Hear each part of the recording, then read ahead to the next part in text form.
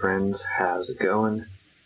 My name is Popeye, and I look a little bright on my camera. Let me see if we can fix that.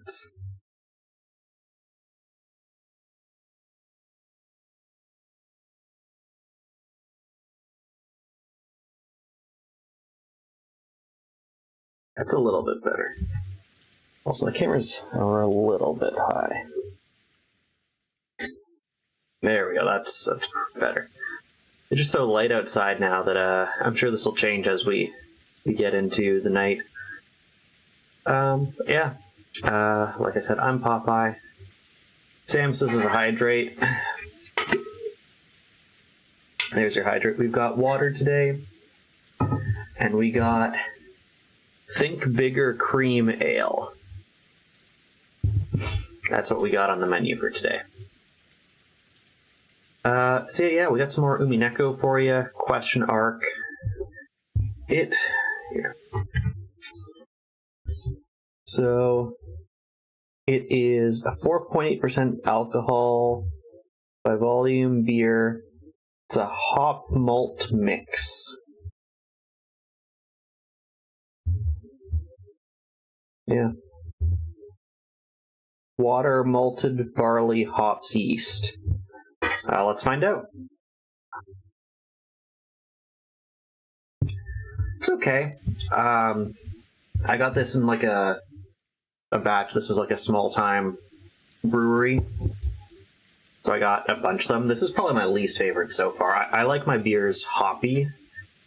Much to Mrs. Popeye's chagrin, she hates that. She's like the total opposite. She wants kind of like a darker Guinness taste, and I want the fruity, hoppy taste. It's okay. I don't think it knows what it wants to be, so it's not really much of anything. That's how I would describe it. Yeah. Alright, before we get into Umineko, got some trigger warnings for you, because this game does have some pretty mature themes that I want everyone to be aware of. So this game has themes including, but not limited to, death, murder, torture, child abuse, dismemberment, gore, any of those things against a minor. So those are your trigger warnings. If that's not something for you, please, by all means, find another place to spend your time this evening. With that, last time, let me pull up the character sheet. So we had a couple things. Natsuki went and brought the family shotgun as protection and ordered everyone to stay in the parlor, which didn't go over so hot because Eva accused Natsuki of murdering grandfather and keeping everyone in that room to kind of make sure that they didn't find anything out. And her argument was this. Natsuki was the last person, allegedly, who is being open about it, at the very least, who've seen their grandfather alive. And when she was closing the door the last time, when grandfather wasn't there, Eva took a piece of paper, folded it very small, and stuck it inside the door frame, just as a way to check to see if anyone else had opened the door by the next time. And they didn't. And then she questions all of the servants, like, is there another way out of that room? You were there when it was built. Is there, a secret door? Is there, something with the window that can get out through the window? To which they all replied, no.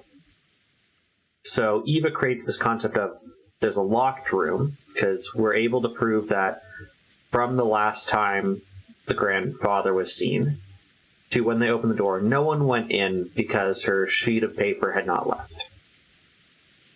And grandfather was not in that room at that time.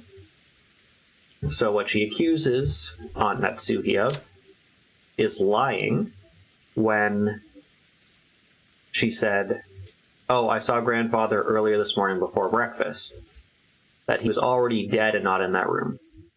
To which Battler counters and says, well, maybe he was like hiding under the bed or something and then left after, and that's why you didn't see him, because you guys didn't search the room super well. After this, Auntie Eva relents, saying that maybe she jumped the gun a bit. And after this, people kind of slowly want to leave the parlor.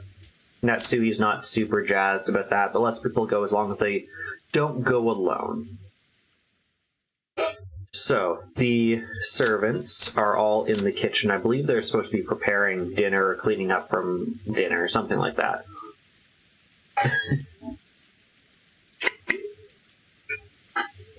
There's your hydrate.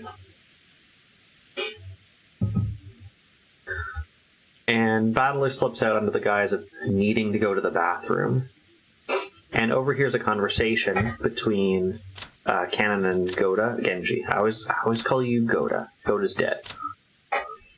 And Genji, where they essentially say that Beatrice is real, that she is someone who has worked with grandfather for years and did in fact grandfather the gold. However, she's not... doesn't have a corporeal form. She's not a physical being. That she is a spirit who can sometimes give herself a form, but only to those who, have the sixth sense. Of which apparently Battler does not have, because if we're to believe Maria, who comes in the room later,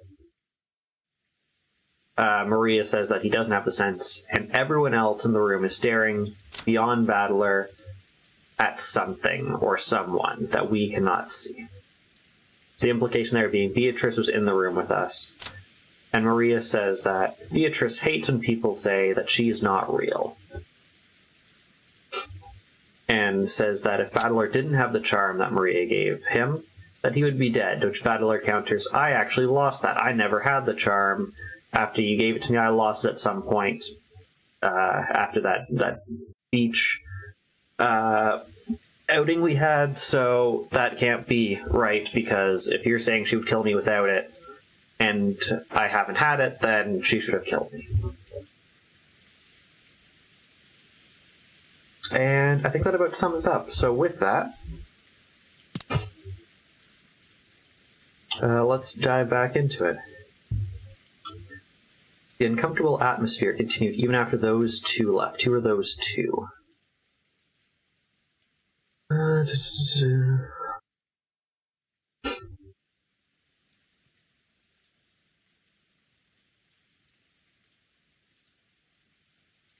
Oh, and I guess Maria also says Beatrice controls the power of the demons, which have powers like their card captor Sakura cards, and one of them lets you teleport. So that Maria argues if Beatrice could be the killer, because Beatrice can go in and out of that room without it.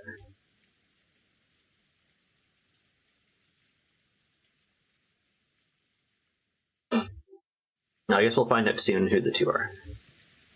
It was thick with the idea. Oh, I think if I remember correctly, it's Eva and her husband said they were going to go to bed. They tried to invite George as well, and George declined.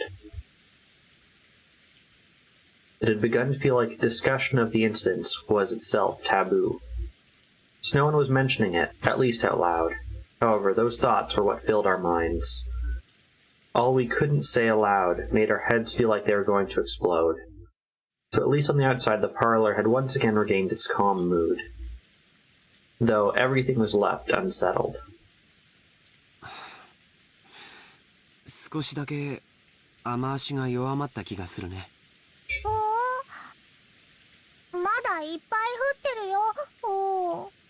仮に止んだって、この島には船がねえんだしな。船が明日すぐに来てくれりゃいいんだがよ。洋館バカンさんもうお腹いっぱいだぜ。母さん、明日船はいつ来るのかな。本来なら帰りの船は今日の3時に来てくれることになっていました。先方も台風が過ぎてから出直すと電話をしてくれたでしょうが、あいにく電話は普通ですから。でも向こうも子供の使いではありません。客人の方々の送迎目的だと教えてありますから、おそらく明日の朝一番で、多分9時頃に来てくれるでしょう。It was completely black outside. When I looked at the clock, I realized it was just past 7. I was starting to get hungry. In the kitchen, Kumasawa was cooking enthusiastically. He had laid out a variety of dishes, and while they didn't match the level of Goda's artful cooking, they were still quite gorgeous. It was an act of kindness from Kumasawa, trying to use food to enliven everyone's low spirits. Kumasawa wasn't nearly as talented as a professional cook like Goda, but she was far from unskilled. On the contrary, since she'd been brought up in a fishing village, the simple food she created was sometimes very highly valued.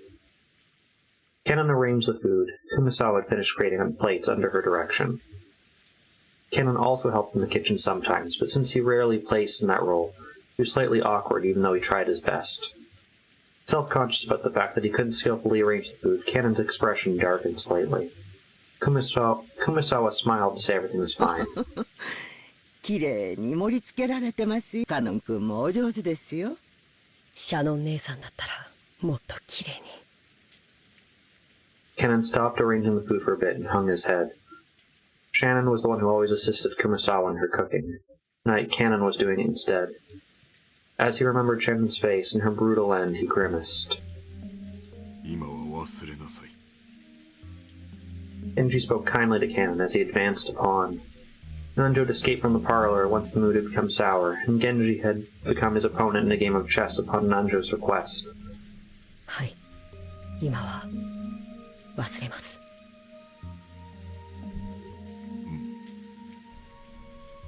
それがいいだろう。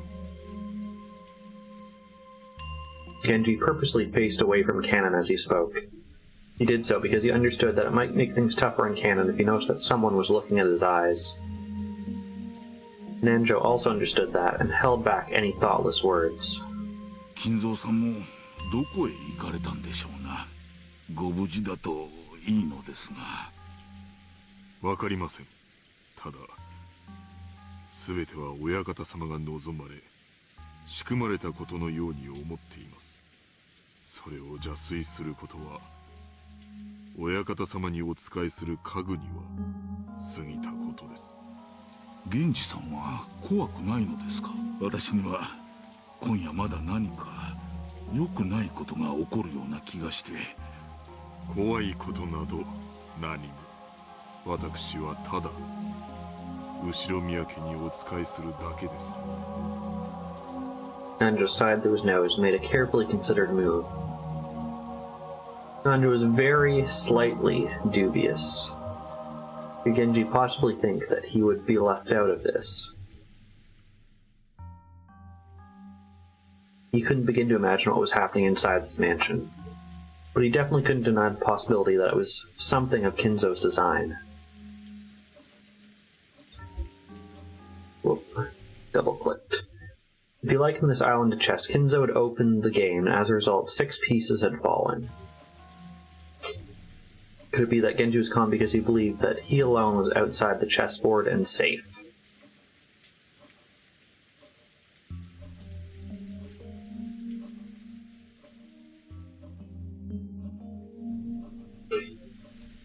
Nanjo thought about it. Wasn't everyone just a piece on this chessboard lined up equally without any exceptions? It wasn't even Genji who had gained more of Kinzo's trust than anyone. No, it wasn't Nanjo himself. Although proud of his position as Kinzo's only close friend, just another one of these pieces laid out on the chessboard. Genji-san, 私は今夜が本当に怖いのです。無事に明日の朝を迎えられることを心より願っています。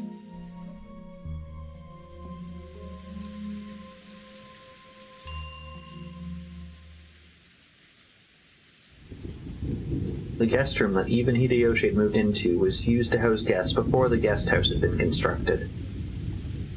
So until a few years ago, they had stayed in this room every family conference and were very familiar with it. This room, just like a room at a hotel, had a bedroom and a bathroom. Even though they were still shut in, it was far more comfortable than the parlor. やっぱり家族だけだとリラックスできるな。他のみんなも客室にこもって鍵をかけてりゃええんや。夏日姉さんが客間を出るなって威張り散らしてるんだもん。誰も口答えなんてできないでしょ。あの人ずーっと冷や飯を食ってきたから、兄さんが死んでやっと天下が来たって張り切ってんのよ。まったくずうずうしいったら。Oh yes, and congratulations, you passed 10,000 clicks. まあそう言うな。夏日さんもあれで結構頑張っとるんやで。お前もそう突っかからんでもええやないか。さっきのレシートの件もあそこまでは言い過ぎやで。だってあそこで言わなかったらもう言うタイミングがないんだもん。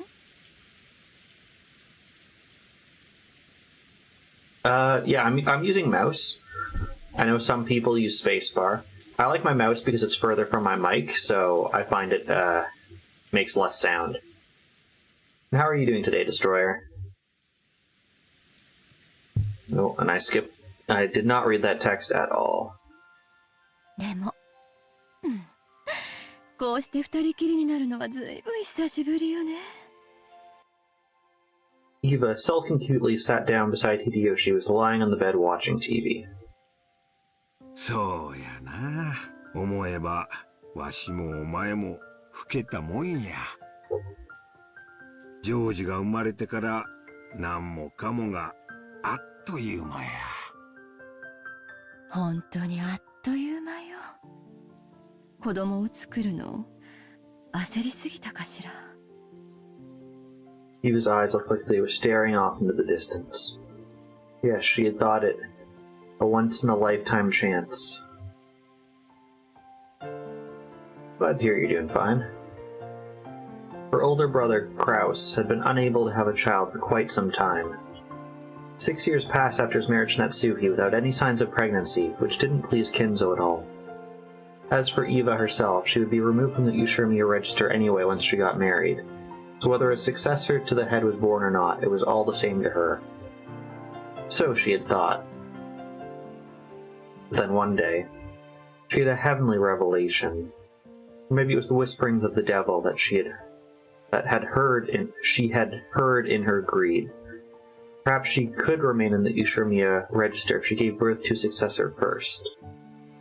If things went well, perhaps she could even inherit the Ushirmiya family herself. When she proposed this to Hideyoshi, he approved of it instantly. This had not been because Hideyoshi also had greedy thoughts. For Hideyoshi, who had no close relatives, it was a chance for him to feel once more that long-forgotten thing called family. So he agreed without hesitation not to fuss over which family name they were to keep upon getting married, and assented to having his name entered into the Ushirmiya family register. It wasn't easy to persuade Kinzo, but as his daughter, Eva knew Kinzo's personality well, so she chose the time when Kinzo was most dissatisfied with Natsuki, and expertly managed to make him accept Hideyoshi as a son-in-law. Looking at Hideyoshi, who had achieved success after starting from nothing, Kinzo might have seen a little bit of himself. He quickly grew to like Hideyoshi and permitted him to transfer into the Ushirmiya register. George would eventually become the successor to the Ushirmiya family. They had raised him strictly with that purpose in mind. George had been worth their while and had grown into a fabulous young man who wouldn't disappoint no matter where he went. That was why she couldn't stand that he was in love with a servant like Shannon. So when she had learned that Shannon had died and the engagement had been invalidated, well, part of her had been shocked at the gruesome crime. Another part of her had been relieved that her precious George wouldn't be stolen by some servant girl. 私、クラウス兄さんのことが昔から嫌いだったわ。偉そうで威張ってて。自分がやがては当主になったから、それに一矢報いてやりたかった。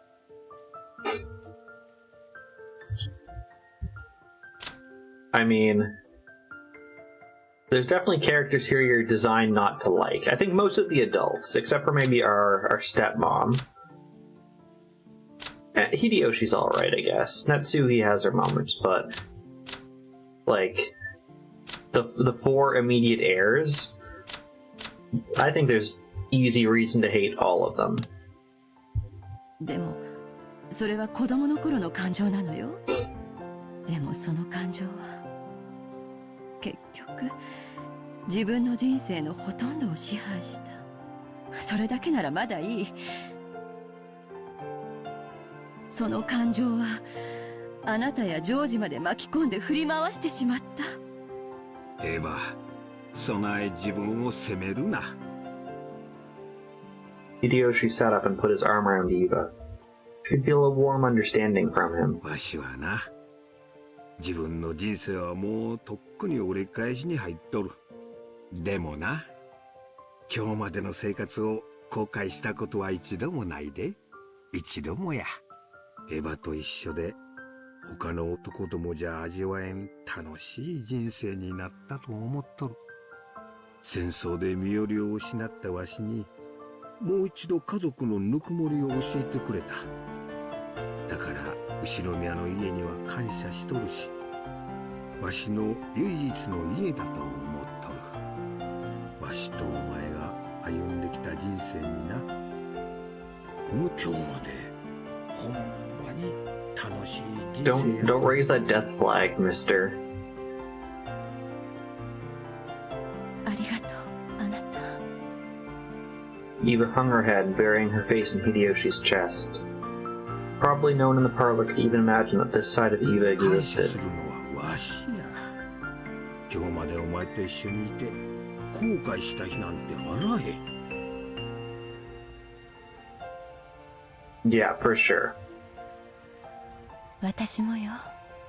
あなたと一緒になれてよかった。ジョージももう立派な大人や。わしが見張ってなくてもしっかり仕事ができる一人前や。で、正月あたりをのんびりモルジブあたりで過ごさんか。わしら二人水いらずや。いやよ。毎年年賀状の返礼で寝る暇もないとか言ってるじゃない。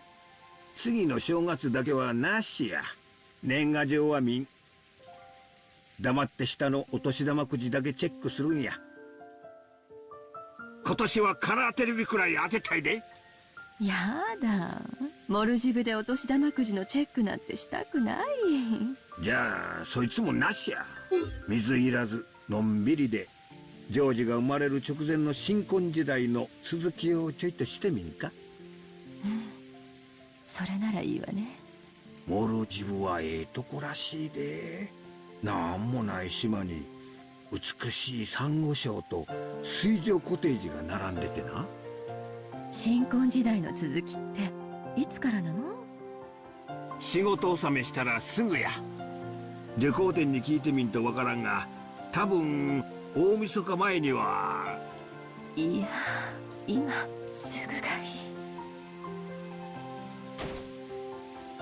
いい。 Peevishly, or maybe I never remember how to pronounce this word.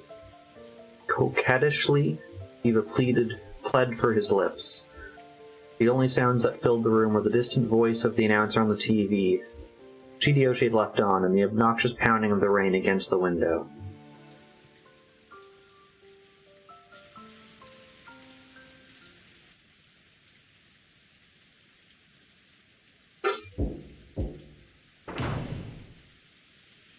There was a knock on the door and Genji-san entered. 奥様、お夕食の準備が整う。お食事はまたこちらでよろしいですか？ええ。ここへ運ばせなさい。南條先生はまだ厨房にいるのですか？はい。次の一手を熟考したいとおっしゃっております。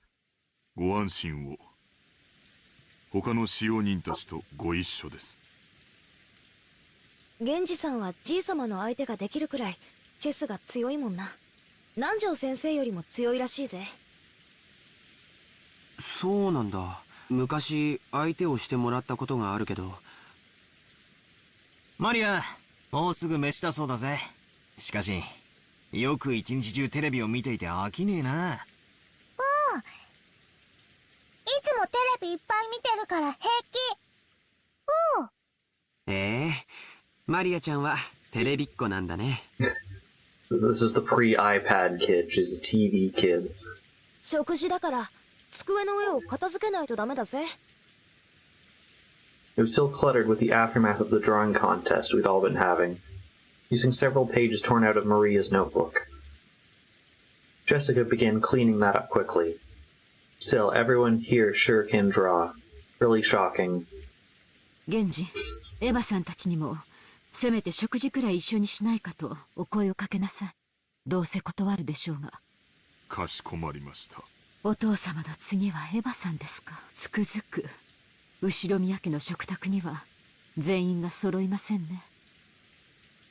Misui felt her headache start throbbing again and lightly held her temple. I don't think this is lightly. This is some Phantom of the Opera stuff. If it's currently 7 p.m., you can't see because my chair's in the way, but it says the time here is 1900 hours. It's 7 p.m., so he's been missing for approximately 11 hours, give or take.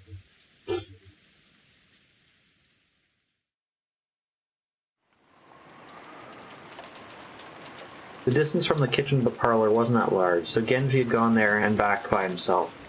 But the guest room was a little farther away. Tetsuya had warned him not to be alone without good reason. And just now, Nanjo had also admonished him, saying it would be better if he felt a little more concern for his safety. Genji took Kennen with him, and the two of them went to visit Eva and Hideyoshi in their guest room.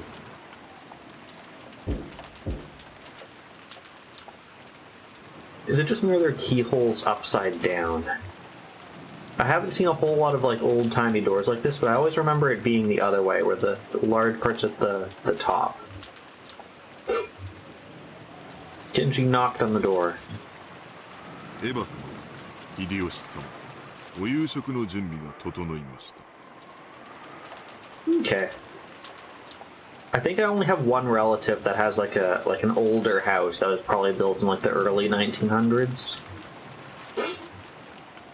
They have keys on like bathroom doors and stuff.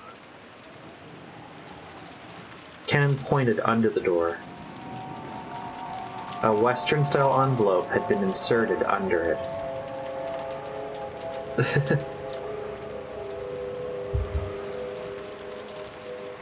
We just see Kinzo, like Spider-Man, like upside down, drop into one of the windows.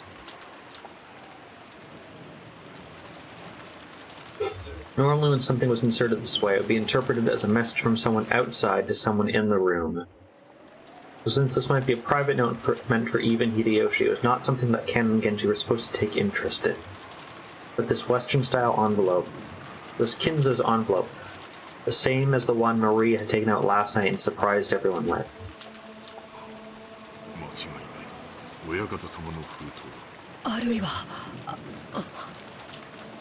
Although it had been Kinzo's envelope, the author of the letter Maria had read aloud last night had not been Kinzo.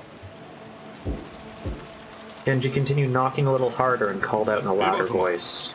Eva-sama, Genji de gozaimasu. Irasshaimasu ka? O henji o onegai itashimasu. Eva-sama. There was no response from inside. Sometimes when the servants went to call some guests for a meal, the guests would be sleeping so deeply that they wouldn't wake up. Times like that, the servant would stick a letter in the door to show that they had called by and leave the guest be. However, despite that, Genji beat even harder on the door and called out Eva's name. There was no answer. Kennen stuck his ear up to the door and, holding his breath, listened for any sound coming from inside.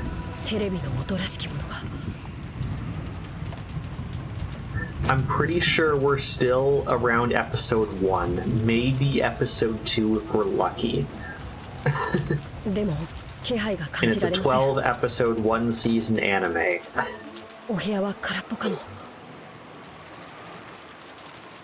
Genji took out a handkerchief and, careful not to touch it with his bare hands, gently pulled out the envelope which had been stuck into the door. It had been sealed with deep red sealing wax. You remember how Uncle Hunter worked? That's how this one works. This is question arc number 1. There's 4 question arcs and 4 answer arcs.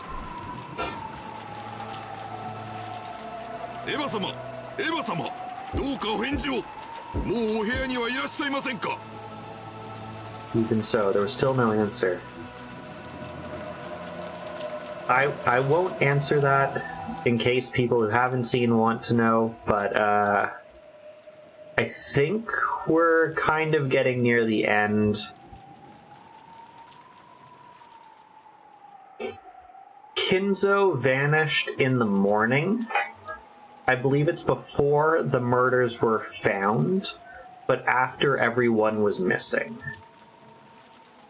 Because I think people started looking at like 6 in the morning, the servants did, because they had to get up early for breakfast.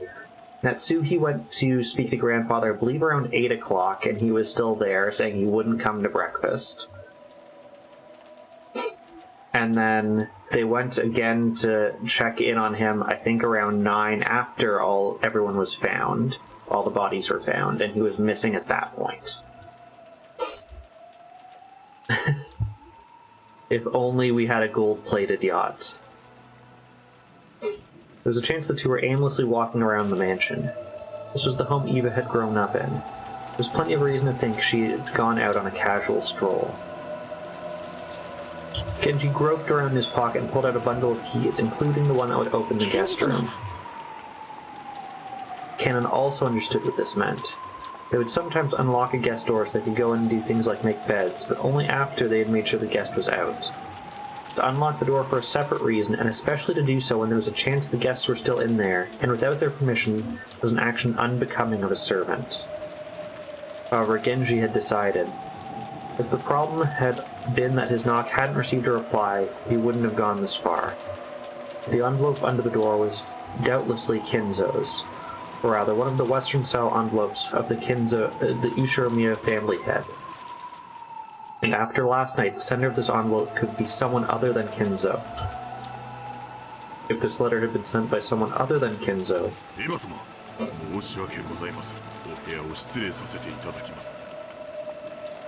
After giving that final notice, Genji stuck one of the keys from the bundle into the keyhole.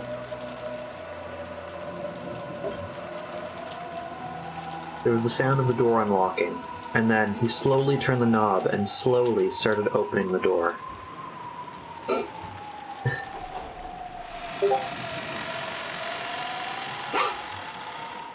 Light seeped through the crack of the door. Were they in the room, or had they forgotten to turn out the lights? Clank. It was the sound of the door chain being pulled tight. The chain had been secured. The chain couldn't be secured from the outside. That meant they were in the room now. The sound of the voices on the TV seeped out of the room. The lights, the chain, and the TV. All these things made it clear that they were in the room. There was no sign of them. Genji called to Eva once again through the crack of the door, but there was no answer. Genji-sama, いかがしますか? As part of their job, servants were able to unlock almost any lock in the mansion. But they had no way to open a door with a chain. The only way to get by the chain was to cut it. That was certainly not permitted as part of a servant's usual work. The creepy chill was already rushing up their backs. Cannon held his breath again and tried to sense someone through the door. Even so, he was not able to sense anyone.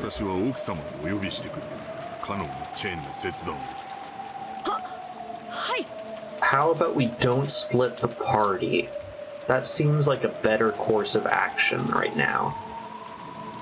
As Cannon rushed away hurriedly to get a cutting tool, he was called back by Genji.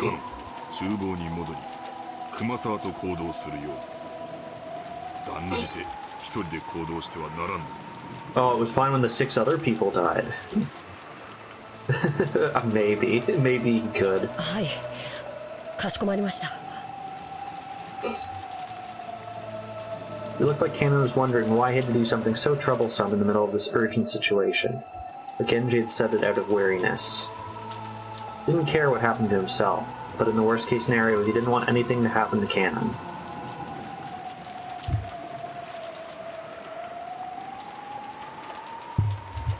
In the kitchen was Kumasawa, who was piling food on the serving cart, and Nanjo seemed to have thought of a move that would turn the tables on Genji and had been awaiting his return, wanting to show him. But he immediately realized that something was wrong with Genji's demeanor. どうしましたか、源氏さん。南條先生、申し訳ありませんが、この勝負は一度中断させてください。カノンはチェーンを頼む。熊沢、食事の配膳は一時中断し、私は奥様のところへ行く。南條先生、ご一緒に。何かあったんですかな。Genji took Nanjo, who still didn't know what was going on, and quickly left the kitchen. 熊沢さん、申し訳ありませんが、僕と一緒に来てください。何があったんですか、カノンさん。Unable to take in the situation, Kumasawa said almost exactly the same thing as Nanjo, and chased after Cannon, who had flown out into the hallway. Accompanied by Kumasawa, Cannon went to the storehouse, and from amongst the tools packed in toolboxes and hanging on the wall, he looked for a tool that could be used to cut the chain. 何を探してるんですか。私も手伝いますよ。ドアチェーンを切断するんです。大きめの番線カッターはどこだっけ。ドアチェーンをどうしてそんなことをするんですか。エヴァ様たちのお部屋にチェーンが中にいらっしゃるはずなのに、お声をかけても返事がないんです。 It took Kumasawa some time to figure out how cutting the chain and even Hideyoshi not answering were connected, but she did realize that this was an urgent situation. これなら多分。Cannon took down a very large bolt cutter that had been hanging on the wall. It's called a cutter, but maybe it would have been easier to understand if it was described as having the shape of a large pair of pliers. It recalled being warned that it was a dangerous tool that could easily cut through one of your fingers. Cannon took that and rushed up the stairs. Remember, kids, run with your bolt cutters. That's the safety training we want here. He knew it instinctively. You should fight for every minute, every second to open it quickly. Or maybe already. 待ってください、カノンさん。早く。Kumasawa eventually caught up with him, gasping for breath with both hands on her knees. When Cannon changed his grip on the bolt cutter and looked up at the door, he let out an ah, struck speechless.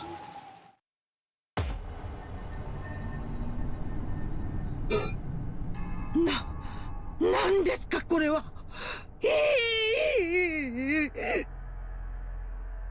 Kumasawa screamed weakly, her face pallid. No surprise, because right there on the door, just like the magic circle that had been drawn on the shutter of the Rose Garden storehouse, there was another eerie shape drawn with paint that looked like blood. However, it was dubious whether this one could be called a magic circle. So unlike what most people think of as a magic circle, it wasn't a circle with shapes drawn inside of it, but a slightly more geometrical shape. Of the strange non-alphabetical characters written in the gaps of the figure were without doubt the same as the magic circle on the shutter.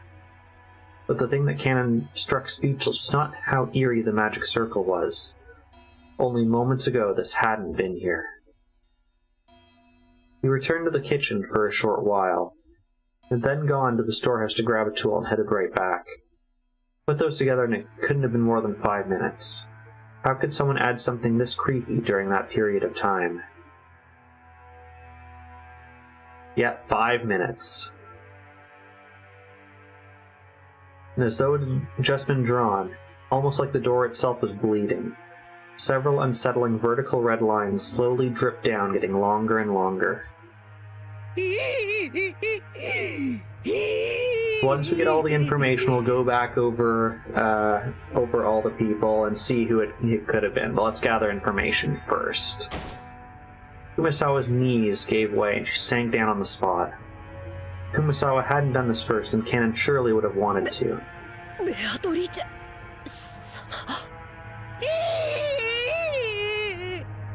ベアトリーチェ様の仕業ですよ。恐ろしや恐ろしや。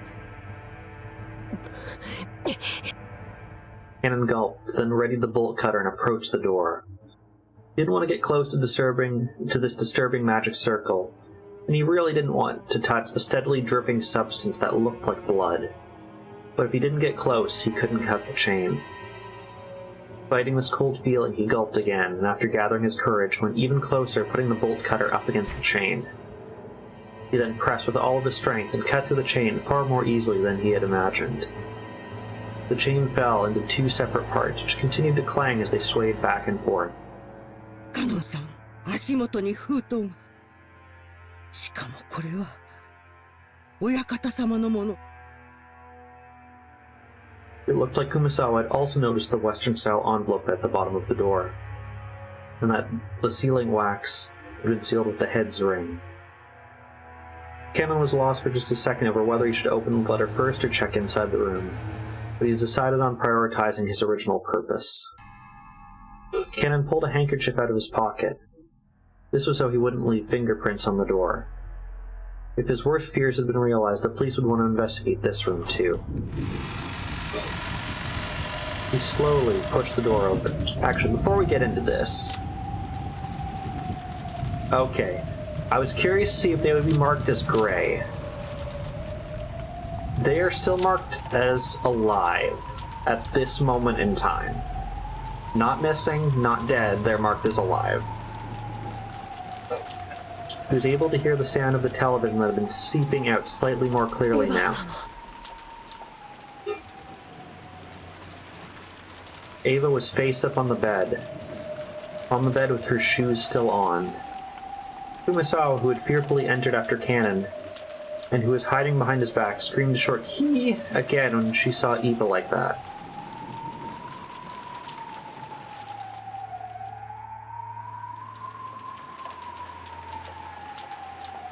It's still a good thought.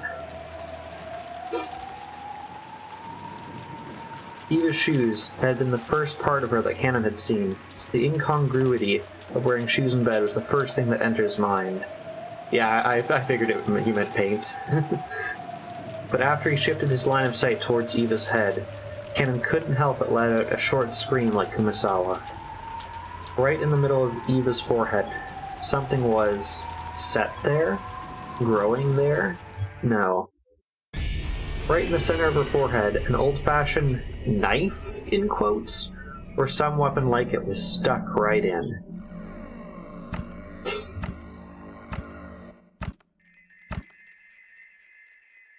From the base where it stuck in. I'm going to remind everyone of the trigger warnings of this game. We're going to get into murder right now. They do not hold back on the description here. Hello, Beardy. Welcome for murder. I think Beardy did it. He wasn't around this whole time. Blood dripped down, staining the sheets. On the other side, bright red. Kumasawa's knees gave way one more time, and she sank down on the floor. Her mouth kept flapping open and closed, but she couldn't even scream.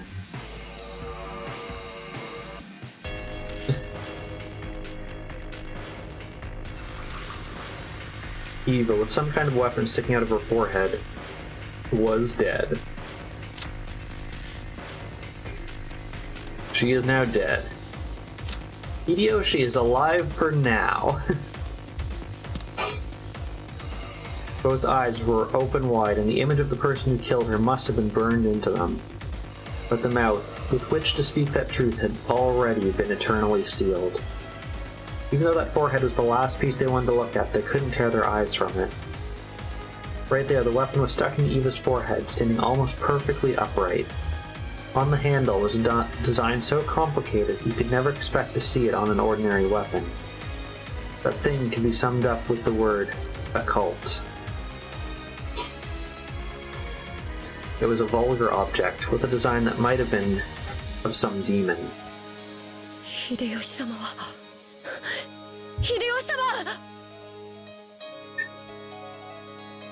Eva was on top of her bed, but the other bed was empty. Where was Hideyoshi? After taking a backwards glance at Kumasawa, still on her knees and stupefied, he checked the bathroom just in case.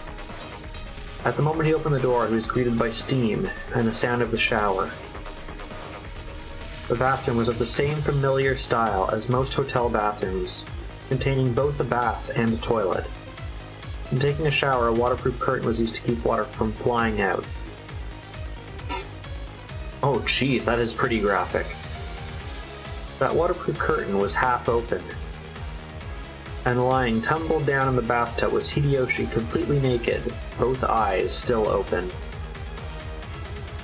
yeah, running up the water bill, leaving the lights on.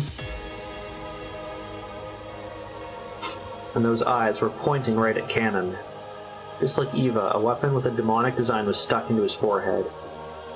Since the head had been under hot water of the shower this whole time, his face wasn't half covered and filthy with blood like Eva's had been. He's still alive, guys!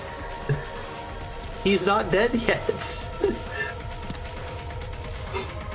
But the sight of him dead while taking a shower was tragic enough. Okay, now he's dead. We have to hear the word, like, they're dead, they died, and then they turn red. There's also a little water drop sound effect. I don't know if that was related to the exact moment that they died. Also, if you haven't noticed this before, the blood marks show where their injuries happened. So you can see they got stabbed in the forehead, whereas other people had like half or their whole face like cut up.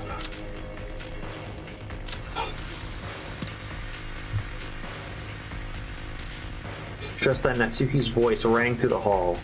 He's probably coming with Genji. This is true, and like right at the front, like I know there's weaker points. I think near the back you have weaker points, because I know if you're doing like surgery, like brain surgery, I think unless they need to like access the front, then I guess maybe they go through the front.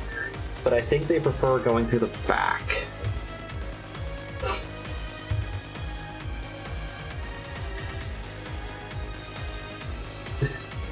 We are one away from the good suspicious number.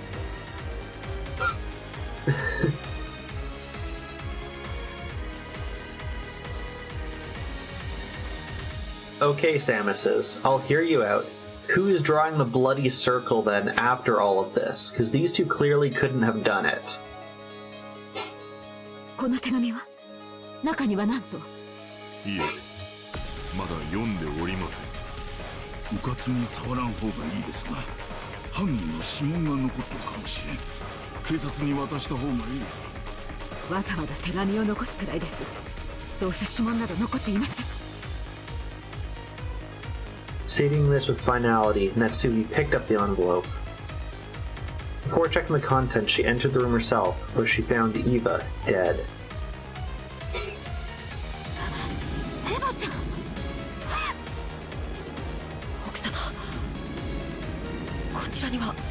Yes, this is also true. You can't lock it from inside.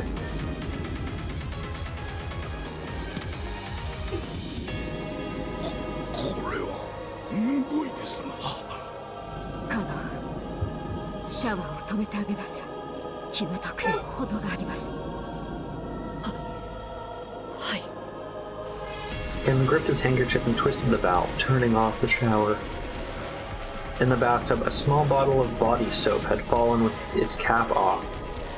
It really looked like he'd been attacked right in the middle of taking a shower. A spray of blood still clung tightly to the white bathtub, and the combination of red and white made a horrible contrast. It's a new month, so this gets me points. Tier 1. わかった。市販は出た。 Show love to I can't let Deadbeard show me up.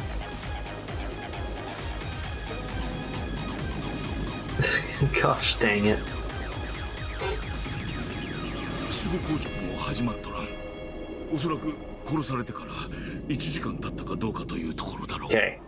Under an hour since they have been killed. しかし、このような柄の短い凶器で頭蓋骨を And like you were talking about, how could something like that do this to a skull? 考えられん。 Nunja checked their pulse and their pupils, making certain of their deaths once more.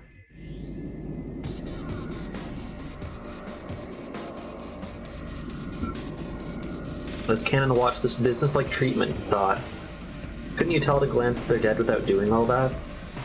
Ninja thought about removing the weapon, but after deciding that where possible it would be better to hand the scene over to the police without disturbing it, he left it alone. However, a close examination of the base revealed it had no blade. Rather, it wasn't shaped like a flat blade, it was conical.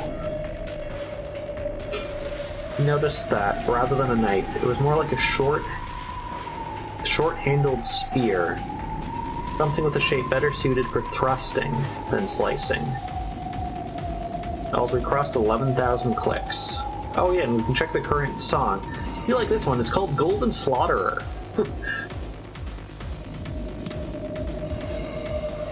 Rather than a short spear, some people might call it a thick ice pick.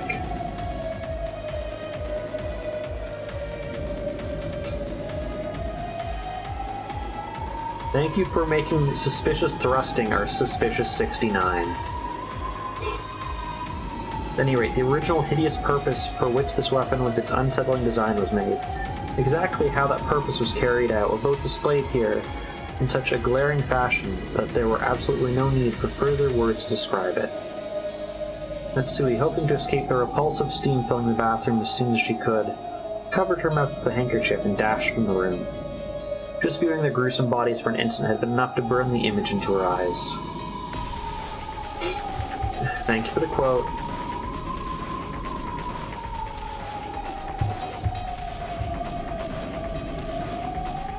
If she looked any longer, that vision would surely remain in her vision for all eternity. The rising urge to vomit was exactly the same feeling she felt that morning at the gardening storehouse. For a while, Natsui couldn't help but stand with her back facing the guest room, fighting that sickness in her stomach.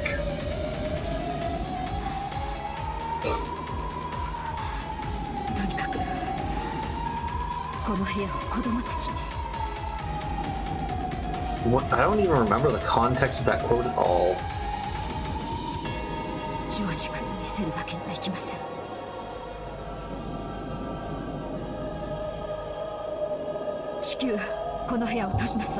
I can quickly at least find out what game it's from. So if I open up...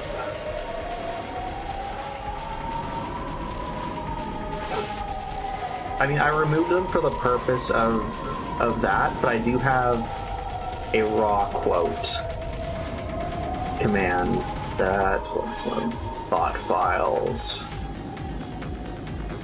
My raw quotes.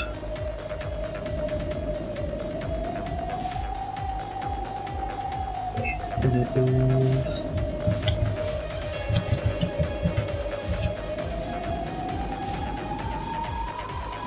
It's from Trails to Azure. So something I did in Trails to Azure let me do that.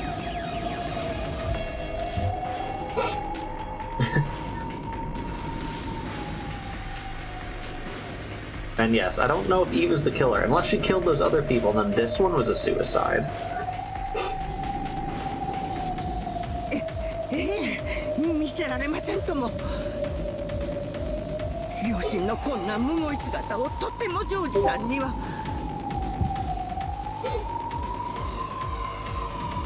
But the recklessly approaching footsteps were obviously George's even before he came flying into the room.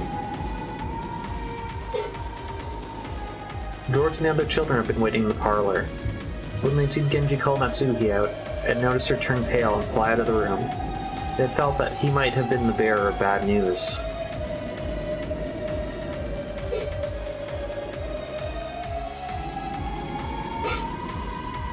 When they saw a large group of people gathered around the guest room, they were sure of it.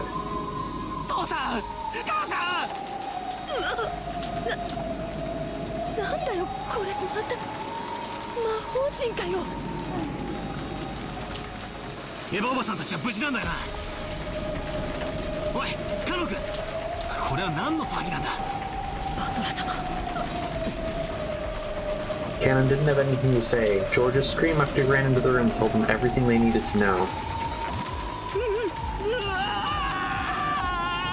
George is having a pretty rough day. He's lost his parents and his fiancée.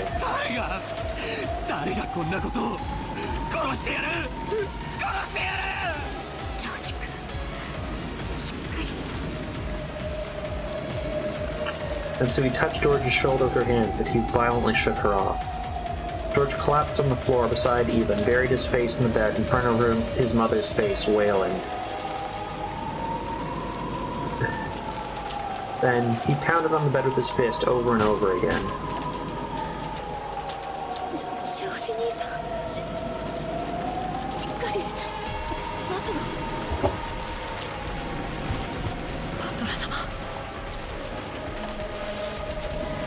Battler had his back against the wall of the hallway and was without restraint covering his eyes with his right hand and weeping.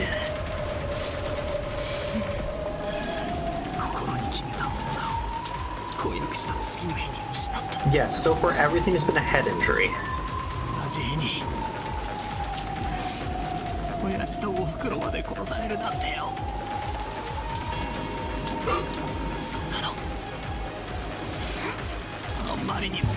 What this does raise into question is, who inherits now? So if we went down the line, it was those four, and then did it go... I think Jessica's now in line to inherit everything. It skipped spouses, and then I think it went kids down the line. So it's either Jessica or George is the oldest kid. Her is the oldest child of the oldest child. The oldest... Yeah, the oldest child of the oldest child, or George is the oldest grandchild.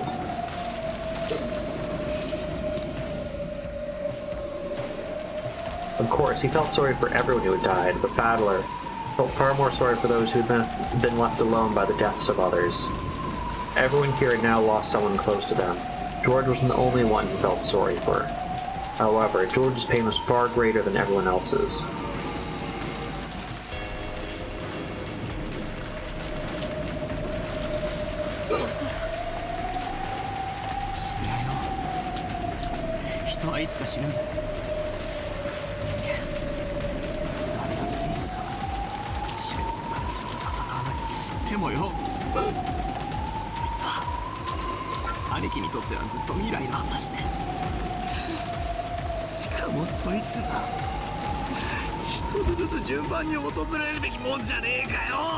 Okay, I'll be right back, and then we will finish this, and then put our theories out there for who we think did these murders. Be right back.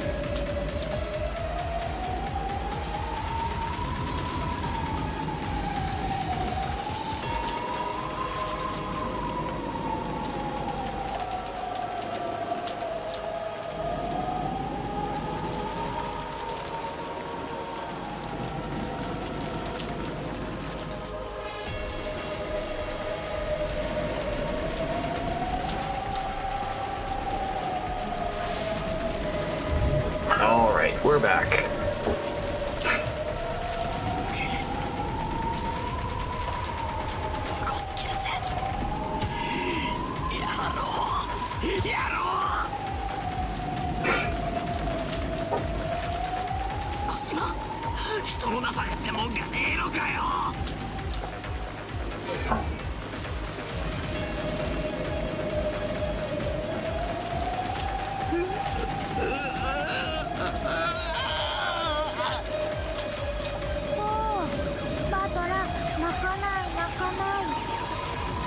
Maria tried to comfort Battler in a mechanical sounding voice.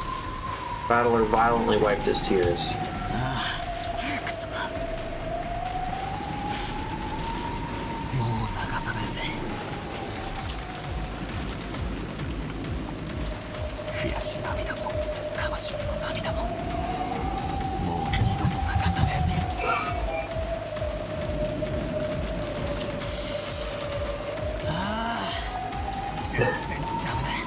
Yeah, I think it's Kinzo. He just traded all of his family for, you know, like the Fountain of Youth or something from Beatrice, so he just has to kill all his family to be young again.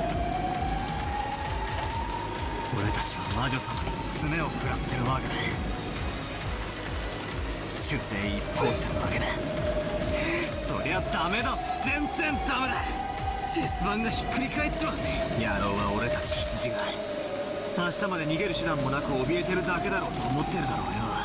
だからひっくり返すぜ。明日までこの島から逃げられねえのは野郎も同じだ。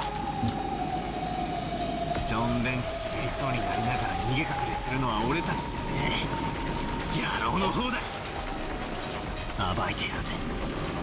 明日までに。いや明日なんか待たねえ。今夜中にその胸ぐらを掴み上げてやる。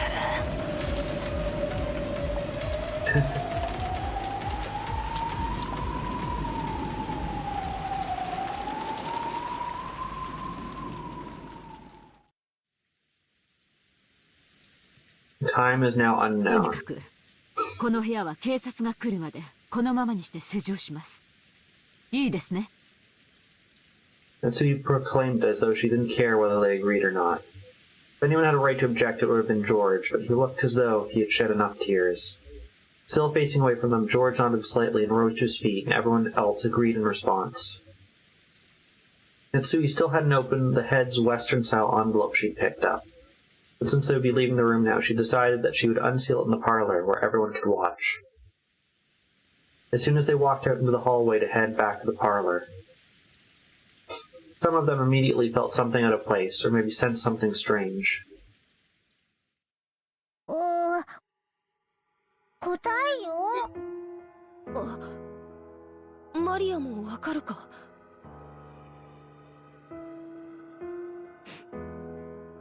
こりゃ何の匂いだよ。They all sniffed the air. They did notice a horribly foul, burnt smell, unlike anything any of them had ever smelled before, drifting through the hallway. 私、ちょっと厨房を見てきます。火はちゃんと消したはずなんですよ。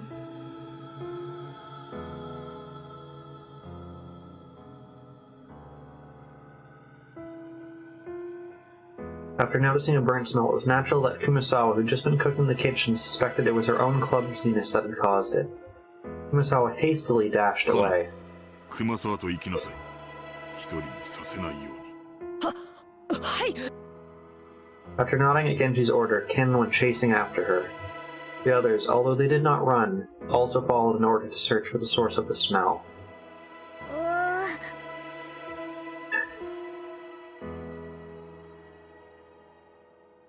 臭い。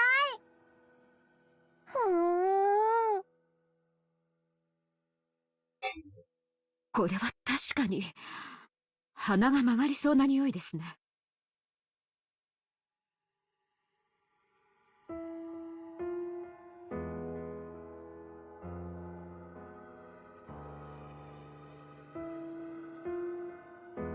しかし換気のために窓を開けてもいいものか。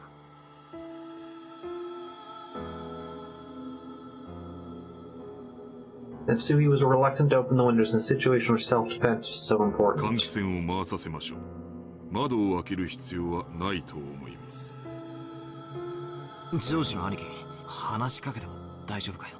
犯人を探す相談なら構わないよ。George is pissed. Seeing George had already climbed out of the abyss of his sorrow. All that filled his chest now was the quiet flame of hatred towards the killer who had stolen the lives of his beloved 部屋に parents. はチェーンがかかってた。さっき構造を見たが、とても外から細工できる代物じゃねえ。つまり完璧な密室だったってことだ。そうなるね。バラ庭園の倉庫の時はシャッターの鍵を使用人室からこっそりと持ち出したのだろうとか、あるいは複製の鍵を持っていた可能性とか、いくつか方法が想像できた。でもチェーンは違う。チェーンは一般に浸透した施錠方法の中で最もシンプルに密室を構築できる。チェーンだけは物理的に破壊しない限り外からはどうにもならないぜ。Yeah, which probably means they were taken by surprise. じゃあつまり犯人は扉からは出入りしなかったってことなのか。こりゃ面白いや。つい数時間ほど前にも扉以外でどうやって部屋から出入りしたのかって。 Back then, everyone had been making a fuss over how grandfather disappeared from his room. Because of the receipt that Aunt Eve had stuck in the door on a whim, it was revealed that the door had remained sealed. And since Aunt Natsui had been the only person to enter or exit during the time, she had come under suspicion. Aunt Eva had proposed a theory about how Aunt Natsui might have thrown grandfather out the window, and left by the door herself. But this door is much simpler. It was sealed from the inside by the door chain. The window had also been closed from the inside, and the bodies had been in the room. This time, it really was, without exaggeration, a true locked room. That's right. To include grandfather's disappearance, 3 incidents have occurred, and all 3 times, the door has been the point of interest.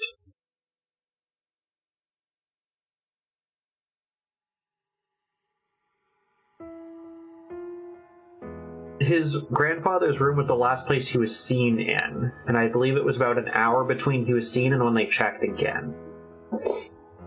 And we can confirm that the door was not opened during that hour. First was the shutter. There was a key in the servant room, and if we assume someone knew about that, this can't really be called a locked room.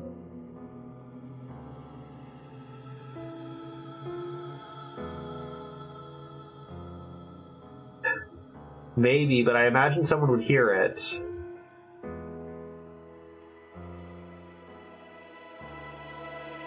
Next was the door sealed by the receipt. Ever since Aunt Natsuki had entered the room. Secret passages was what was brought up with this room. That Aunt Eva, who had accused Aunt Natsuki of it, started by asking, is it possible grandfather left out the window? No. Is it possible that there is a secret passage? No. So the solution to this one was, or the proposed solution, since we don't have a confirmed solution, was that they checked on grandfather, which unsealed the room. He was hiding somewhere, because they didn't really search, say under the bed, in a closet, something like that. And then after they left, he left after that. But the difference here is, the bodies never left the room, the windows and doors are locked from the inside. So that implies either the witch did it, it was a double suicide, murder-suicide kind of deal, or there's some kind of secret passage we don't know about. In this one, I don't think they have checked under the bed. Since she could have let grandfather out through the window or thrown him out, she would have been able to lock the window before leaving. But like my crazy theory, he could have hidden until the receipt was gone and left the room later. Basically, the door can be defeated with a handful of desperate tricks. In that sense, you can't really call this one a locked room either. And now we have the door sealed with the door chain. Finally, we have to give up. The window of the door, everything had been locked from the inside. It was a perfectly locked room. The first hadn't been a locked room because anyone could be suspected. The second hadn't been a locked room because Aunt Natsuki could be suspected. This time, no one can be suspected. The room was a perfect locked room sealed by a door chain that denied access equally to everyone. I don't think they looked for Spiderkins, though. 部屋の外から何らかの方法で。確かにチェーンである以上、人が通れるほどは開けなくても多少の隙間を開けることができる。ノックして顔を覗かせたところを襲うとか。いや、甘いか。甘いよな。エヴァおばさんの遺体が扉のすぐそばだったならそれも。だがエヴァおばさんは部屋の奥のベッドの上。しかも秀吉おじさんはバスルームだった。チェーンの隙間からでは姿を見ることもできねえし、手を伸ばすこともできねえ。ちくしょう、全然ダメだぜ。さっぱりだ。Something was tugging softly at my sleeve. It was Maria. We still haven't asked Maria what the magic circle meant. 満足って。We got Demon Maria again. バトラは親族の誰かを疑うのが嫌だから、犯人はベアトリーチェであってほしいと願ったよ。だからベアトリーチェは叶えた。バトラが言った通り、絶対に人間には無理なことをして、バトラに魔女の存在を信じさせてくれた。Yeah, if you were Sith Lord, you could use the Force to lock... Because you don't need a line of sight to use the Force, right? So you could kill the people, close the door, and then use the Force on the chain through that little crack to lock it, right? なのにわがまま。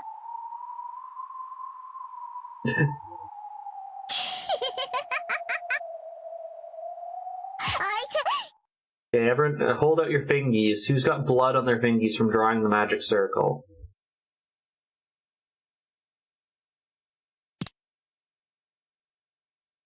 I tap Maria, who's laughing unpleasantly on the head with my fist. ああ、叶えてくれてありがとうよ。今のはその礼と、不謹慎な時に笑ったことへの教育的指導だ。それより教えやがれ。エヴァおばさんたちの部屋の扉にも、また怪しげな落書きがされていた。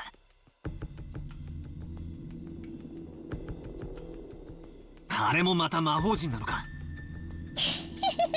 あれは特に覚えやすい特徴的な形なんだから、あのくらい知っててほしいね。知らねえから花を持たせてやってんだ。ごちゃごちゃ言わねえで解説しろ。バトラは暴力的だね。あんまり意地悪すると教えないよ。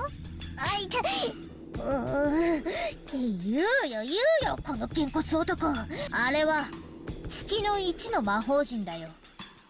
何の意味がある？その魔法陣のご利益は？書かれてるヘブライ語の意味は？記されているのは旧約聖書詩編第107編 For の reference, 16節。since they're referencing like Bible verses, the last one they did was also a psalm. I looked up after and it was correct. So the verses that they're saying here are real verses. They're just interpreting them how they want to be interpreted.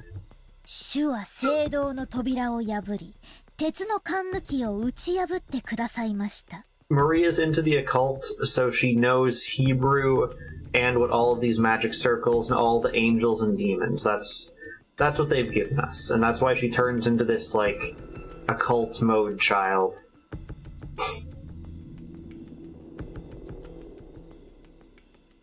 魔法陣の効用は2つ。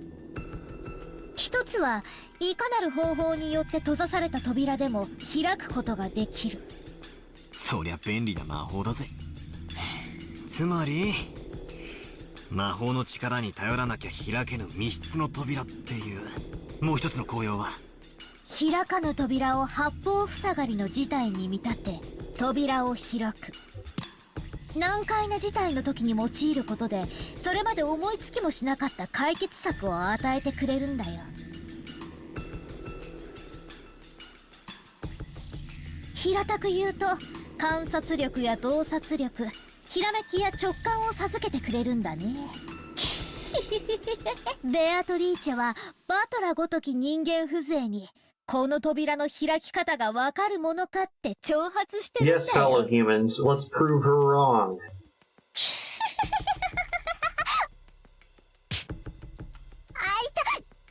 よーし、もう黙れご苦労。上等だぜ。その魔女の挑戦。マリアちゃん、この世に魔女も悪魔も存在しない。父さんと母さんは誰かが殺した。それが僕のよく知る人間なのか知らない人間なのかはわからない。でもそのどちらであっても必ず人間なんだ。しかしどうやってせいぜい10センチ程度しか開かない扉の隙間からどうやったら室内の2人を。それにしても耐え難い匂いです。 Let's hear it out, Samus. I have a theory as well. I'm sure it's not how it was done. I don't know what that is. My theory was that the thing the chain goes into on the wall, could you somehow fit a screwdriver through that, unscrew it, open the door, and when you leave, screw it back in? No, unfortunately, I'm not a Whovian. Wow, Captions knows the word Whovian. Way to go. Oh, it didn't that time. 一体何事なのですか? A really strong magnet that can go through the door, unlock the chain, and then, or the chain is already open, and then you use it to lock it as you leave. Canon and Kumasawa, who'd gone ahead, realized before they even reached the kitchen that the smell wasn't coming from there. That was because on their way to the kitchen they noticed an even thicker wave of stench was rising up from the stairs leading to the basement. ボイラー室。またボイラーの調子が悪いんでしょう。 Those stairs led to the underground boiler room. The mansion's boiler was old and had been playing up recently. Both of them had witnessed problems with the boiler on several occasions, but they had never smelled it belching out a stench like this before. I mean, only grandfather's missing, right?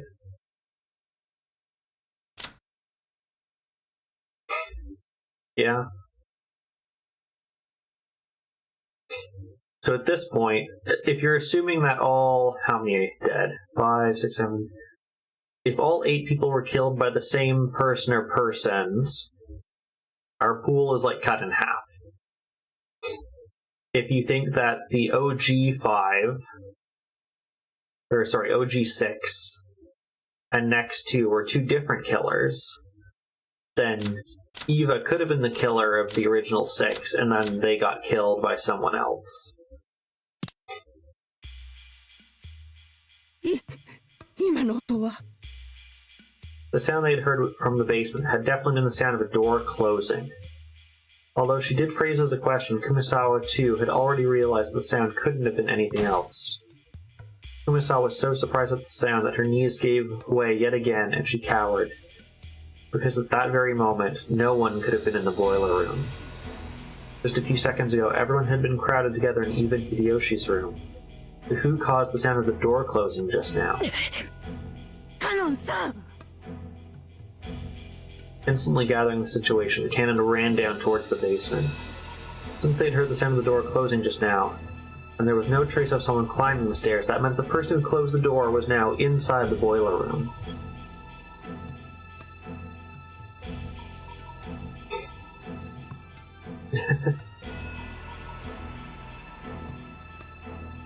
See, the thing is that a bunch of the people here want to believe that this is not the work of magic or a witch or something like that, that all of it's explainable.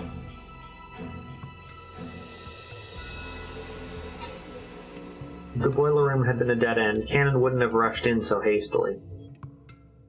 But Canon was a servant, so he knew. There were 2 entrances, one that opened to the mansion and the one that opened to the courtyard. If he didn't chase them now, they might slip away. Kumasawa reached the same conclusion long after Canon did, but she couldn't let him go alone. If the thing in the boiler room was the killer, an opponent who'd easily killed 6 adults in the first murder, then Canon would be no match if he simply confronted them alone. Of course, by this argument, Kumasawa joining him alone wouldn't mean anything but... At any rate, after a delay, Kumasawa decided that she mustn't let Canon go alone, and she dashed down the stairs.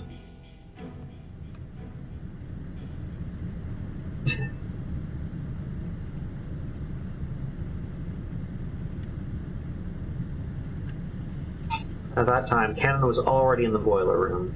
The boiler room's characteristic damp heat tormented him. It had always been an unpleasantly smelly and hot place. On top of that, the room was full of that horrible stench which made Canon feel like he was going to be sick. There's no doubt that this room was the origin. In that case, Canon should have been searching for where the smell was coming from. However, Cannon kept gazing straight forward as he grabbed a hatchet from the tool shelf just off to the side of the door. He hadn't stretched out his hand because he wanted a hatchet. He'd wanted to grab a weapon, any weapon. Why? Cannon gazed into the darkness where the naked light bulb couldn't pierce. Then he answered. ルーレットは数字と赤黒にかけて配当を競い合う。だが赤か黒かのような。 The words coming from Cannon's mouth were swallowed up by the darkness. That sudden darkness suddenly started to swirl, glittering.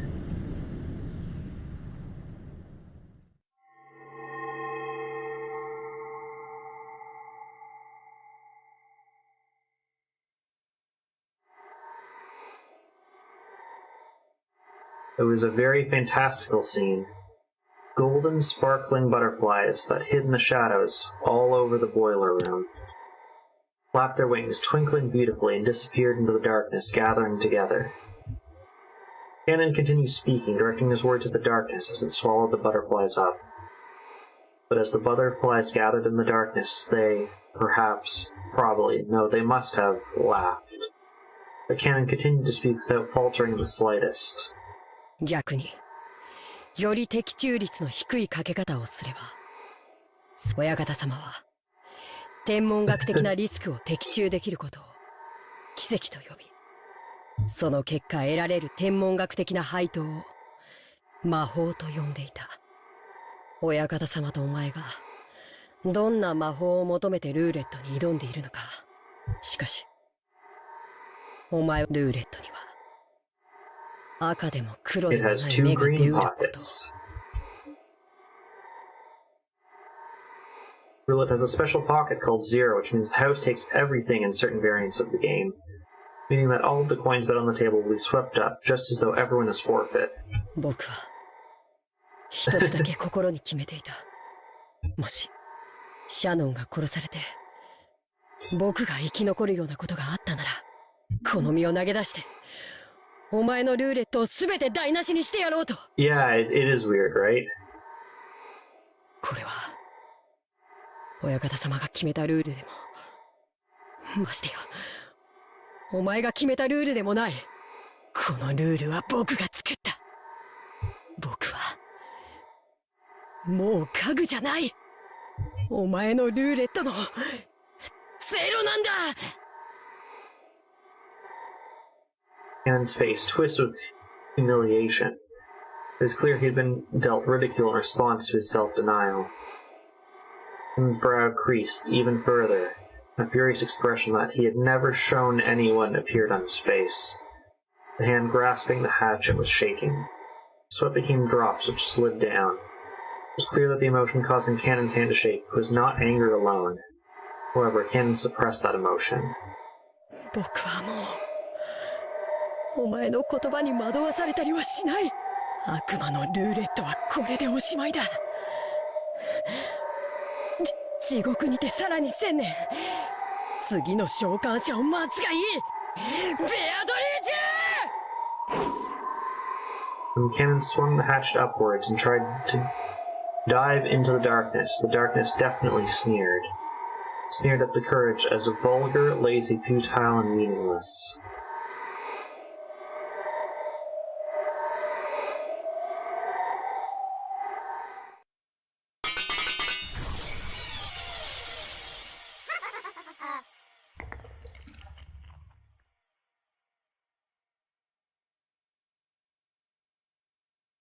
And his hatchet still held aloft. Couldn't take another step after that. With a clang, the hatchet that Cannon had been grasping fell and rolled on the floor. And following that, with a pair of thuds, Cannon's knees hit left, then right. That hand, which looked like it was trying to catch the sky, now that the hatchet had been dropped, gradually lowered, and rested on his chest. And the other hand did the same. Looks like we've got more murder. Right there was a handle with a demon-shaped design engraved upon it. The same type of weapon that had stabbed into Eva and Hideyoshi's foreheads was in Cannon's chest.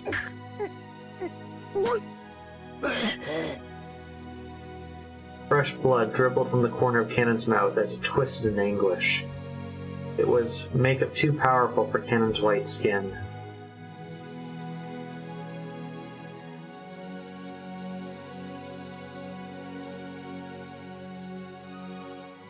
Around the scene, the glittering gold butterflies danced mesmeringly through the darkness. It was a beautiful, beautiful dance, a funeral march of tribute, ridicule, and contempt for a single boy's self-sacrifice. Cannon had already been prepared for his own death, but he attempted one last measure of resistance, to reject death. At least the form had been delivered to him. With both hands he grasped the handle of the weapon sticking into his chest, and gritting his teeth with the acute unearthly pain, he pulled it out.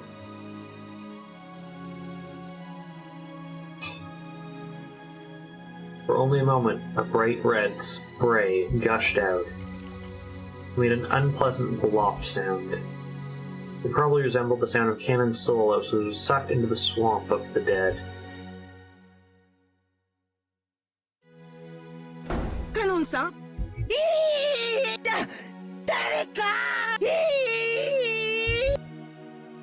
Umisawa screamed at the incomprehensible sight in front of her. Cannon was lying in a pool of blood. Umisawa's heart was a complete mess. Ah, what a terrible fate. He would have been killed if I had been with him. Ah, what incredible fortune. If I had been with him, I might have been killed too. As she screamed, her expression was filled with complete confusion. All the muscles of her face were pulled up, almost as though she was smiling while crying. No one could have made fun of an expression such as this.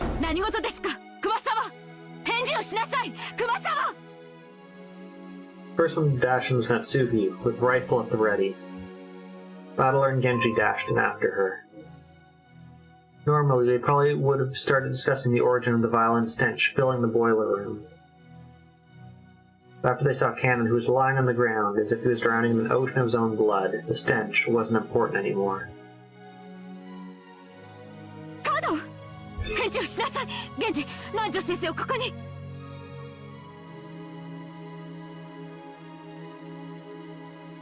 I mean, let's take a look, shall we? Not dead yet, not confirmed. There, Natsui realizing even though Cannon was on the verge of death, he was still conscious, so she sent Genji to get the doctor. Natsui, holding the rifle aloft, faced the darkness in the center of the boiler room and shouted.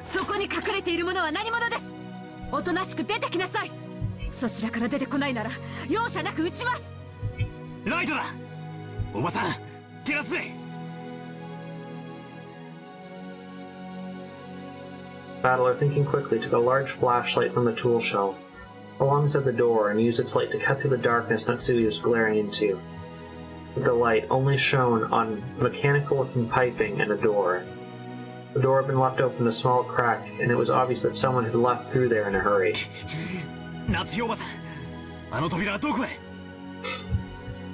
Genji, あの扉はどこに通じているのですか？中庭です。逃がすかよ、くそこの野郎。 Give Battler a minute, he might die in a sec.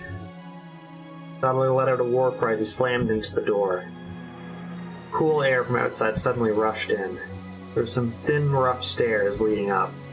Battler ran up them, shouting. Natsui also rushed up the stairs, chasing after Battler. At the top was the courtyard. The courtyard of the mansion had been built strictly for lighting purposes, so it wasn't a very elegant place. Because it was surrounded on all sides, the air was calm and completely undisturbed, even though they could hear the sound of strong winds. There was only the gentle, sorrowful rain. With the cold, scattered raindrops, Battler dashed up the stairs and into the courtyard, where he looked in every direction. Of course, the odds of him finding a suspicious silhouette just standing around nonchalantly were pretty much zero. We have probably lost Cannon from the boiler room as well. He turned again and again, and kept spinning until he almost lost his sense of direction. He prayed that he could see the culprit somewhere in this scenery. There was no chance. All he saw as he spun was more and more of the mansion's heartless walls and windows. Furthermore, there were 2 entrances to the mansion from the courtyard, and neither of them were locked. Because the courtyard couldn't be entered from outside the mansion, doors had been built without locks. But he couldn't tell which one they had left through. He had to give up. Battler pounded the wall with his fist, swearing. We did not determine what the smell was.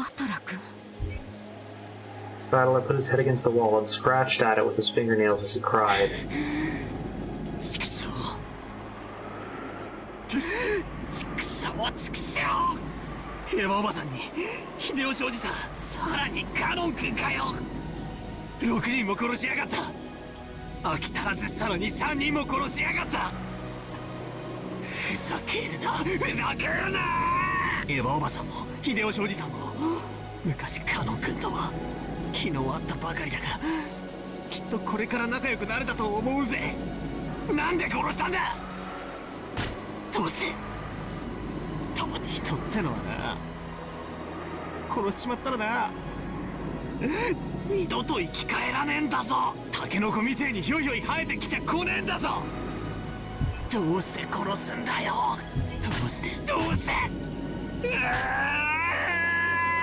I mean, my first thought would be to try to draw someone in to take a look at it, which is exactly what happened.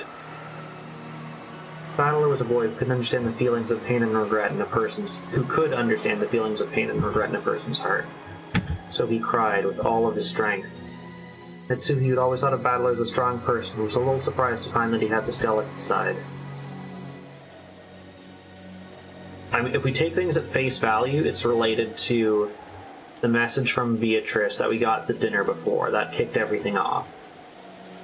And I believe this is still related to the poem where it keeps saying every day a certain number of people are going to die. At the same time, understood how easily hurt the heart of a young person could be, so she held him.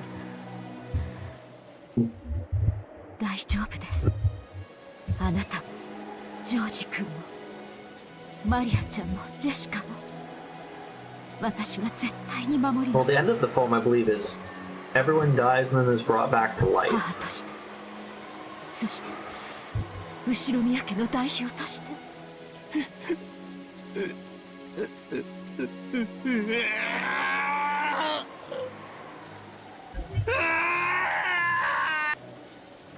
Battler, after sobbing to Natsui's chest for a while, wiped his tears with a bitter smile, and tried to convey that he'd cried more than enough already, just as he'd done the times before.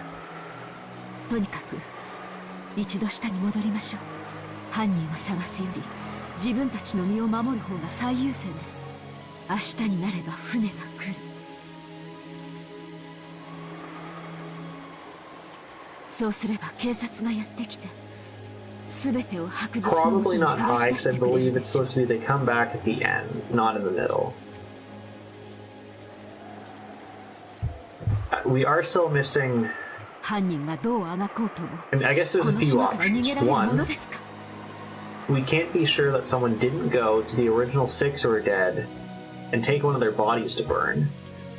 Or it could be our grandfather, who we still have no idea where he is.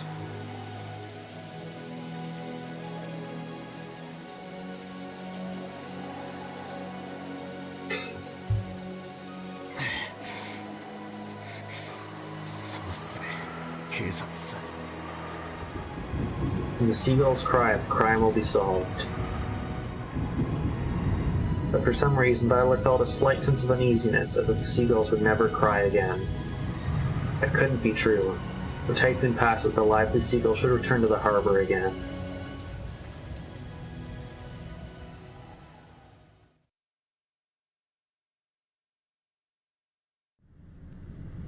I returned to the boiler room alongside Aunt Natsuhi and told the room weakly that we hadn't found anything.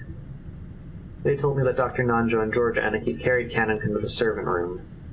The servant room had a first aid kit and a sink that could apparently function as the nurse's office. Misawa-san and Jessica accompanied them. Stains from Kanokun's blood remained on the floor. Judging by the large amount of blood lost and the ruthless shape of the weapon that had fallen unceremoniously to the ground, I figured that Dr. Nanjo's treatment would probably end in vain. That weapon was doubtlessly the same type that had been stuck in Auntie Eve and Uncle Hideyoshi's foreheads. But wait, isn't the demonic design on the handle a little different? There seemed to be some small differences in that part. Still, as far as their overall shape was concerned, the weapons were all the same type. Though it had seemed brutal, we'd left the weapons stuck into Auntie Eve and Uncle Hideyoshi to preserve the crime scene. This was the first time I was able to have a perfect view of the entire weapon. Indeed, the weapon was not bladed like a knife, but shaped like an ice pick, or rather a thin stake. Also, it had a spiral-shaped design, sort of like a drill. To use a disturbing analogy, it looked like something that might have been driven into the hearts of human sacrifices in some demonic ritual. Including the handle, it was about 25 centimeters long, or just under a foot for the Americans. Half of that was the stake-shaped part, which was stained with deep red blood. The length of the blood-stained part made it clear just how deeply it must have penetrated into Kennington's chest. But Aunt Natsui and the rest were not even looking at the weapon, instead standing in front of the incinerator where the horrible stench was emanating from. They had probably pulled that out of the furnace, where it must have been burning. It was still smoldering and kept sending out dense waves of that awfully unpleasant smell. We found the cause of the smell. Let's see what it is. Genji-san and Marie were staring down at it. Aunt Natsui probably couldn't stand to look directly at it. She kept shaking her head and back to it. I thought after everything that's happened, nothing could surprise me anymore, but this, ugh. I stood there for a moment, moaning, with a rising urge to vomit. The true nature of that unearthly stench was the charred smell from within the incinerator of a burning corpse. The clothes, the surface of the body, and the hair were all hideously burned. The grotesque corpse was in a state where not the face, nor age, nor even the gender could be guessed at. When I thought about it calmly, I realized the corpse appearing at this time could only be one person: grandfather, who disappeared that morning, whose whereabouts had been unknown. おそらく親方様だと思います。私も同感です。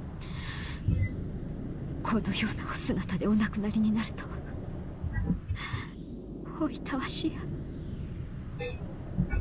でもこの死体、本当にじい様だって保証はあるんすか？ Spiderkins, those are still flammable. こうも黒焦げじゃ性別さえも想像つかないってのに。バトラ君、足をご覧なさい。Aunt Natsui with her handkerchief over her mouth and her eyes averted, pointed, and told me to look at the burnt corpse's feet. 両足の指です。よくご覧になってください。本当だ。 Just as Genjin said, there were 6 toes on each foot. Each of the toes had been arranged so normally that I hadn't noticed. 親方様はお生まれの時から両足の指に特徴がございました。 Okay, our grandfather is in fact dead. 故に親方様は後ろ宮家の再興を託されたのです。後宮家には昔から生まれつき多子症の方が多かったそうです。多分遺伝的なものでしょう。 Polydactyly literally means many fingers. Okay, so my dad had, I can't remember if it was like an uncle or a great uncle, who had six fingers. He had like an extra thumb. There was a piece of flesh there that he couldn't really control. And yes, he had custom-made gloves to fit over it. So yes, that is a thing.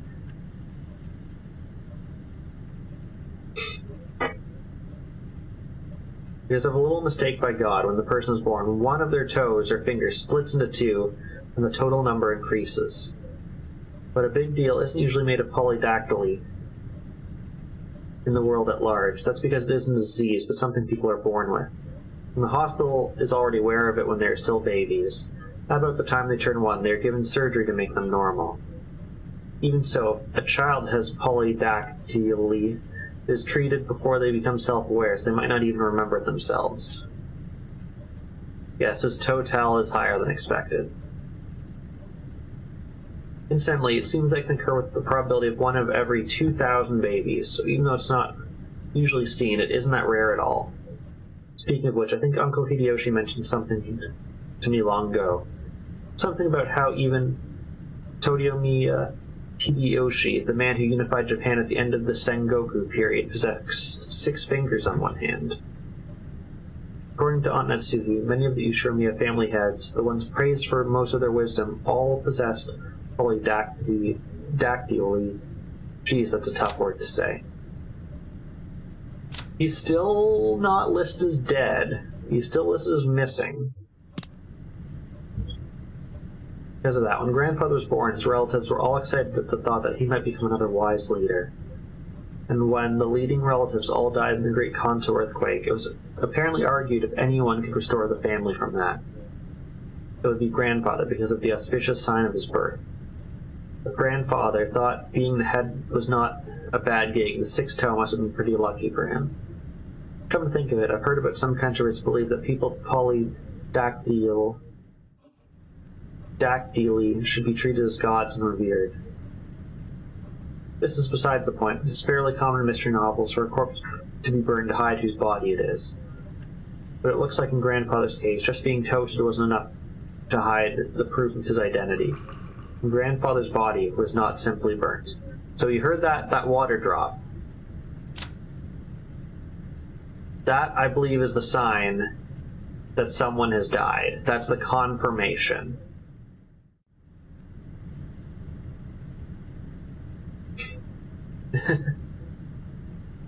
But there you can see, almost his entire body, except for, like, that foot. Just like Auntie Eve and Uncle Hideyoshi and Kanon-kun too, who had been stabbed in his chest, he had one of those demon's ice picks stuck into his forehead. 指に当主の指輪がありません。昨夜の手紙の通りということですか。お父様、さぞやご無念でしょう。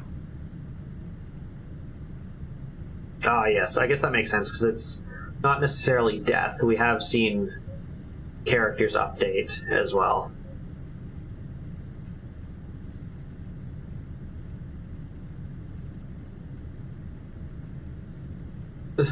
Gosh dang it, Beardy.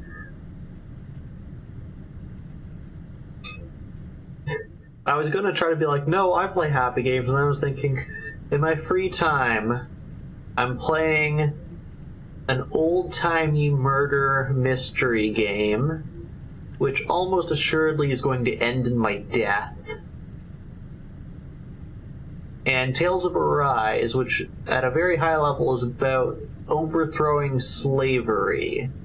So I'm gonna go with no.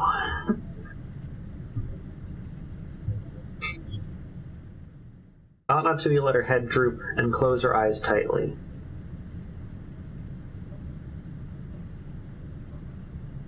The room would also become a vital crime scene for us to hand over to the police.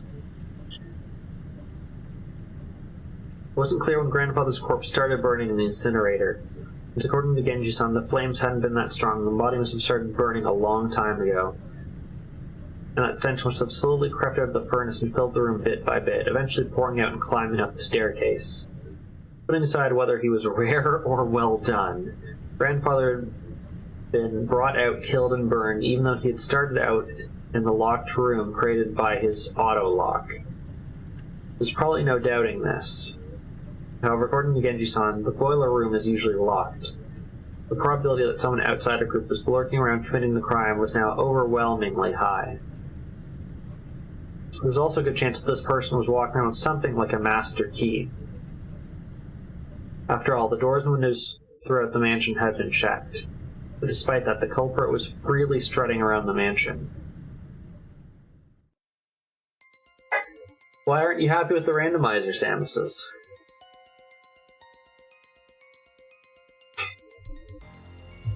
After this latest crime, can we now be sure that a 19th person exists?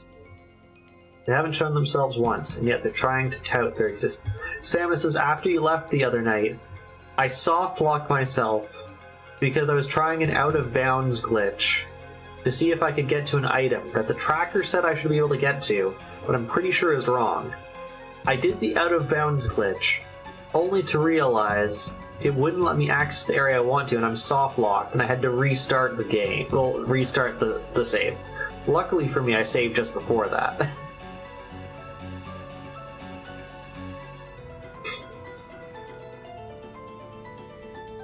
Along with Kiryu-san's chessboard theory, I've been using this contradiction to deny the existence of a 19th person. By flipping over the chessboard once more. The very fact that this crime makes it perfectly obvious that a 19th person exists means that the existence of the 19th person is even less possible. That's right. Because it's obvious that they exist, they must not exist. As long as that 19th person doesn't show themselves in front of us, the culprit can get grandfather out through the door sealed by the receipt. They can kill Auntie Eve and Uncle Hideyoshi from the other side of the door sealed by a chain. And it's possible for them to create a fictional 19th person through strange tricks and devices. If we still want to believe that the culprit is among us, then the list of suspects is very short. 4 of us kids, Aunt Natsuhi, Genji-san, Kumasawa Bachan, and Dr. Nanjo. One of these people has to be the culprit. Wait, we can't be sure of that. Just a second ago, we started doubting whether the body here was actually grandfather's, right? Maybe we should try thinking of the other bodies in the same way. For example, the first 6, all their faces horribly destroyed. The bodies had kept enough of their face for us to confirm who they were. But my old bastard, for example, he had lost his entire face as though it had been peeled off. We'd only figured out which body was which by their clothes and surroundings. The culprit prepared a fake corpse beforehand and disguised it to make it look like they died, and then hit someone and continued their killing spree. It sounds ridiculous, but that doesn't mean it's an impossible trick. It's too early to give in to this 19th person. No, this witch. マリアちゃん、それ以上しげしげと見てはなりません。The 19th person theory is supported by the fact of, like, who else could have done this?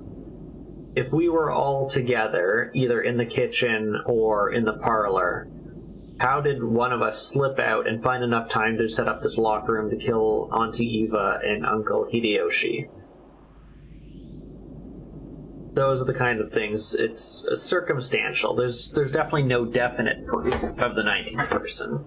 It's all just circumstantial. さあ、バトラ君も。カノンの容体も気になりますし、いつまでもこのようなところにはいられません。戻りましょう。Yeah. I mean, there's definitely, I think, arguments for both sides.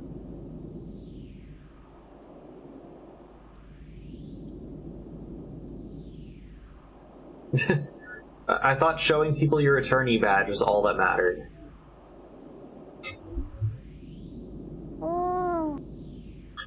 Maria hadn't gone out with everyone else, but remained in the boiler room. The thing she was staring at fixedly at was probably not grandfather's body, but the demon's ice pick that was sticking out of his forehead.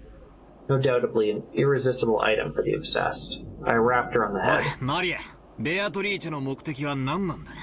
俺たち全員の命か?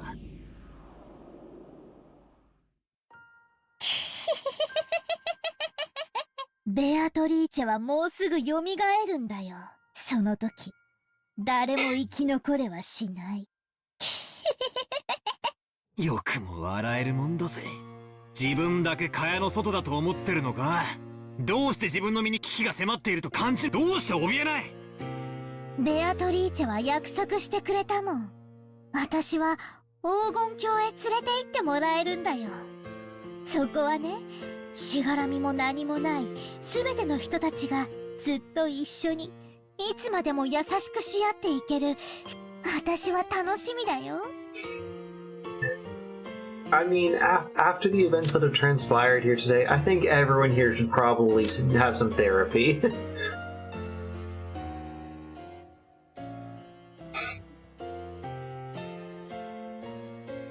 We're down. The kids now outnumber the adults. その時はもうすぐだもん。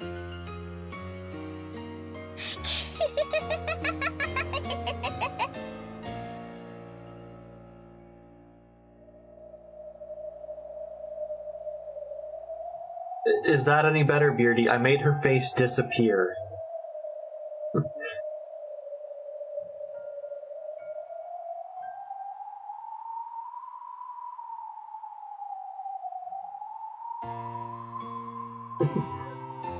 So what kind of person is Maria? I only knew what Maria was like 6 years ago when she was 3. She'd been pure and obedient, a good kid. This new Maria 6 years later, and the Maria I knew, didn't seem to fit together. Just who is she, this witch who calls herself Maria? To her, with her obstinate beliefs in witches, this series of unsolvable crimes is proof that witches actually exist. Every time something occurs that would be difficult for a human, it becomes a little harder for the rest of us to not believe in that witch called Beatrice. It must be an intense pleasure for Maria to see her relatives, who once firmly denied the witch's existence, start acknowledging her existence one by one. Is that why she's in high spirits? マリア、もう一遍だけ聞く。どうせ答えは同じだろうが、もう一遍だけ聞く。お前は昨日、バラ庭園で手紙をもらった。そいつは誰なんだ？おお、だからベアトリーチ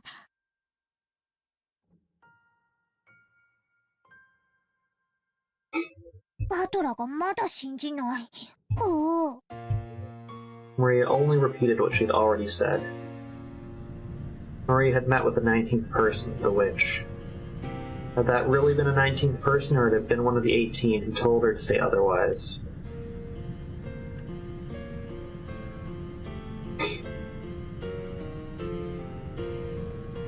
All that's certain is that Maria has been with the rest of us constantly, has always had an alibi, and hasn't done anything that would put her under suspicion.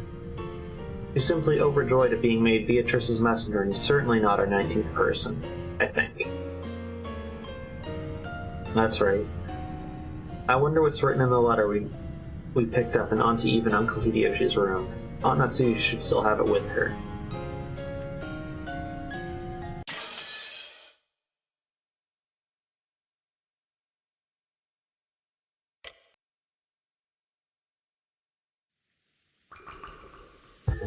But her disappearing was before people started dying.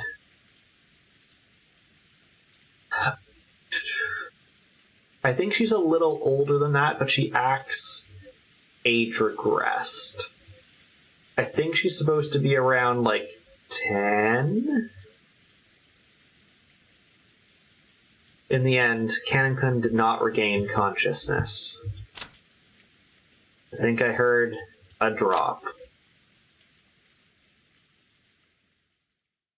Thank you, Samus. I forgot that he just said that information. So she's 9. There we go.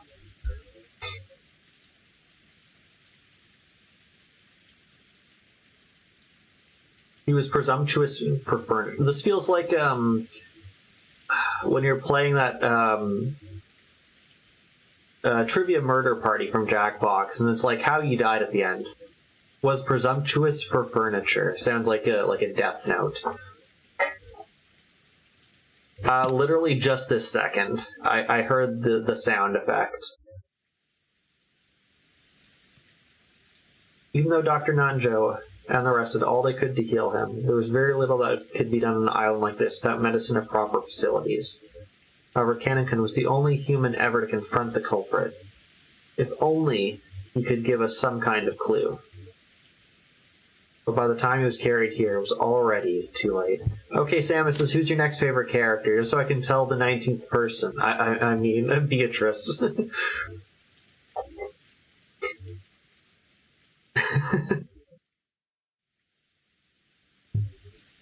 Genji? Alright.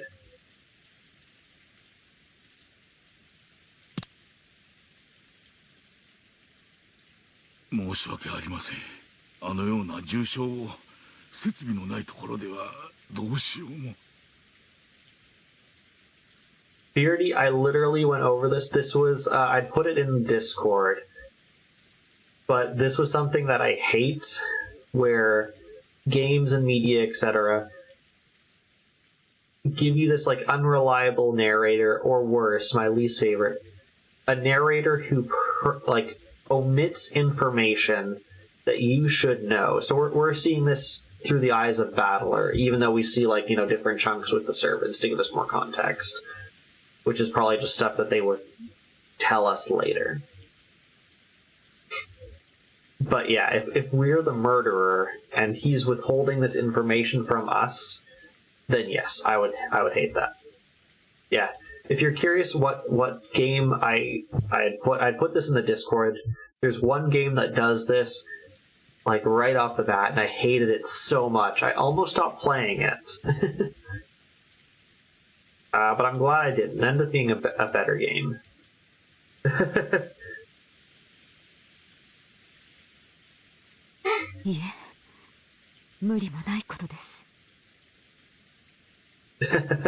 I'm glad you know just from the context. I will say I liked 3 over 2, which might be a contentious opinion.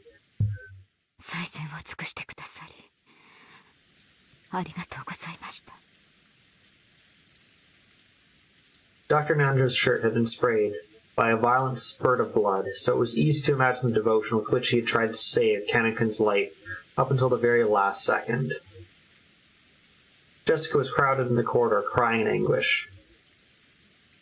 I agree with you on the ending, but everything leading up to that, besides the first bit and the ending, I like the middle a whole lot better of the third.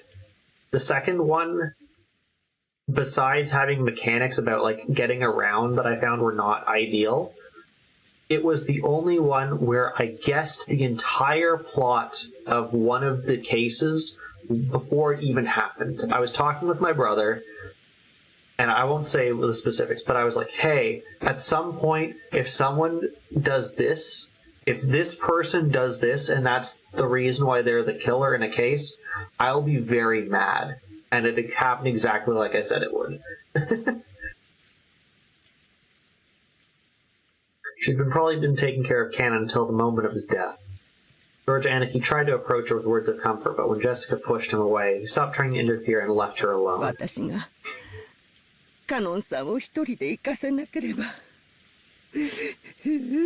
She also only let Cannon go ahead by like 5-10 seconds. 仮に一緒だったら熊沢も襲われていたかもしれん。それに愚かにも先走ったゆえの自業自得だ。そんな言い方ってねえぜ。カノン君は犯人の姿を見つけて勇敢に立ち向かったんだ。熊沢さんも一緒だったら犯人は躊躇して逃げることを選んだかもしれない。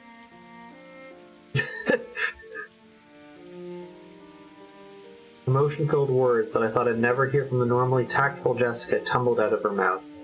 Kumasawa, looking truly sorry, could do nothing but hang her head. Jessica. 今は言葉をかけるべきじゃない。僕だって。そしてバトラ君もだろう。もう何が何だかわからなくて心が張り裂けそうだよ。There were tears in George Anarchy's eyes again. Seeing Jessica break down crying probably brought back the pain of losing his parents. I had already cried myself dry, so I didn't want to cry anymore. However, I felt my pain in their hearts. 大丈夫だよ、ジェシカお姉ちゃん。カノンにだってまたすぐ会えるよ。When you're dead, Jessica. よしてくれよ。そういう慰めはいらねえぜ。You're going to die, Jessica. ベアトリーチェは死者も失った愛すらも蘇らせる。だからきっとすぐに会えるよ。そしてきっとみんなで穏やかに過ごせるから。カノン君を殺したのがマリアに昨日手紙を渡したっていうベアトリーチェなのか。 Now 8 p.m. on Sunday. そいつはどこにいるんだよ。どこに隠れてるんだよ。私が見つけて引き裂いてやる。言えよ。知ってるんだろ犯人の正体を。お前は何を知っていて何を隠してるんだ。話しやがれ。お嬢様、おやめください。ベアトリーチェはいる。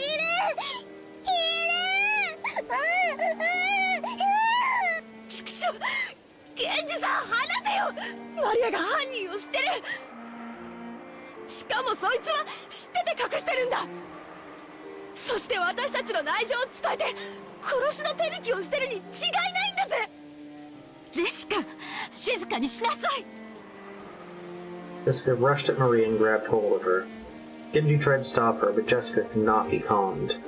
Next thing they heard was the sound of Aunt Natsui slapping Jessica's face. I didn't hear that sound. After that, only Jessica's sorrowful, sobbing voice resounded through the マリ hall. アちゃん、僕は君が断じて犯人ではないことを知っている。君はいつも僕たちと一緒にいたし、犯人なんかと通じている時間はなかった。だから聞かせてほしい。君に昨日手紙を渡したベアトリーチェとは誰なんだい？ Although those words seemed kind, they clearly showed that George still had some doubts about Maria. He hadn't tackled Maria, however, he felt exactly the same way Jessica did. 兄貴、同じことは俺もさっき聞いたぜ。返事は同じさ。マリアちゃんの口から聞きたい。ベアトリーチェとは誰なんだい？言ってもどうせ信じない。それはどういう意味だい？ひょっとして僕らのよく知る人物が犯人で、君は何かの事情からそれをかばうために黙っているというのか？君はあの手紙を誰にもらったんだい？ベアトリーチェにもらったんだよ。何度だって言う。手紙はベアトリーチェにもらった。ジョージお兄ちゃんがベアトリーチェを信じないのは殴れる相手じゃないから。ジョージお兄ちゃんはやるせない気持ちを暴力に変えて誰かにぶつけたいと思っている。だから殴れる相手が人間じゃなきゃ収まりがつかない。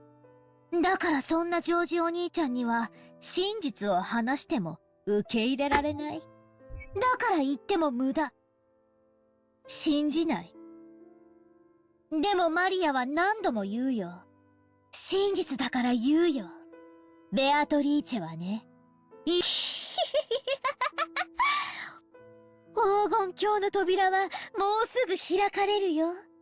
マリアはそこに行くの。ベアトリーチェが約束してくれたの。その世界ではママも優しくてパパも一緒で優しいの。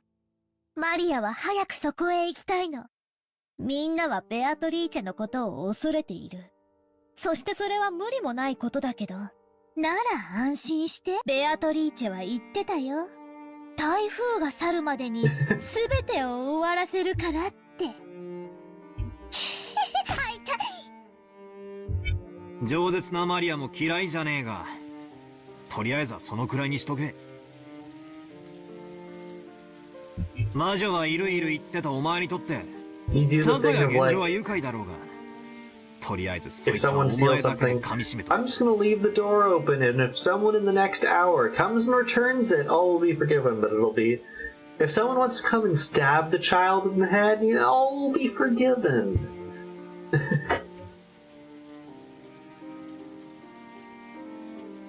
他人にまで押し付けるんじゃねえ。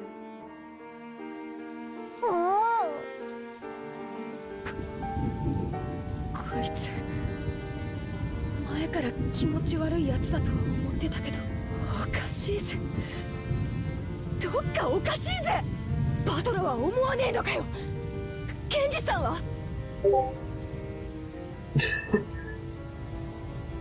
Wait for the quote. 熊沢さんは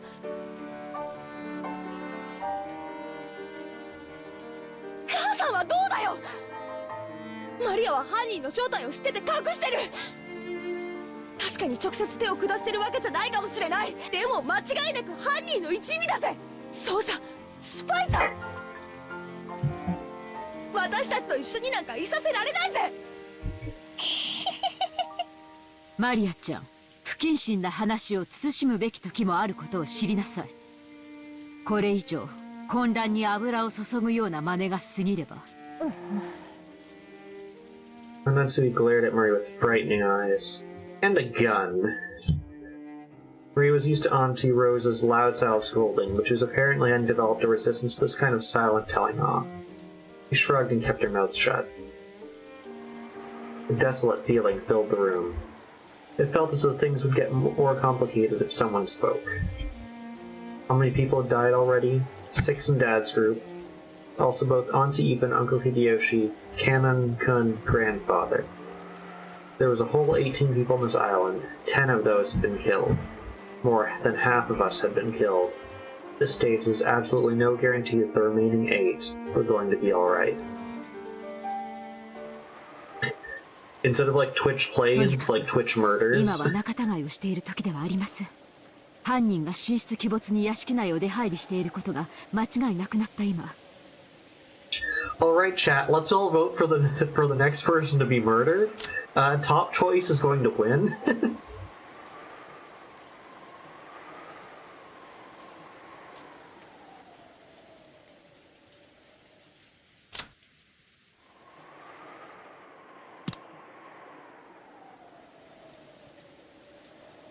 私たちは明日まで身を守ることだけに専念しなくてはなりません。Alright, it looks like Maria's our next choice.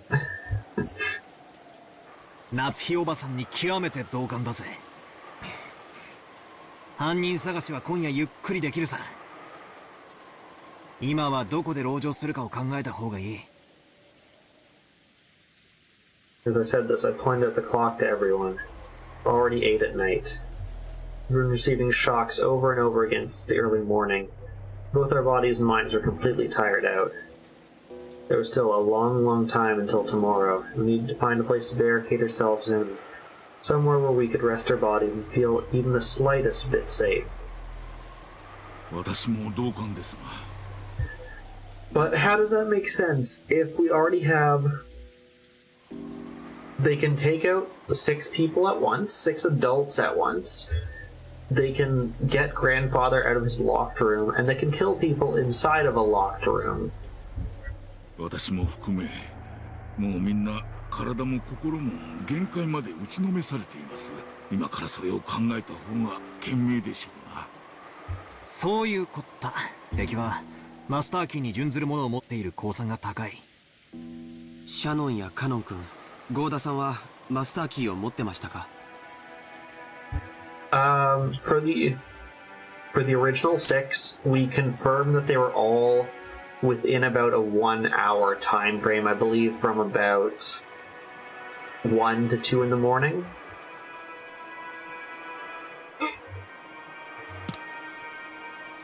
はい。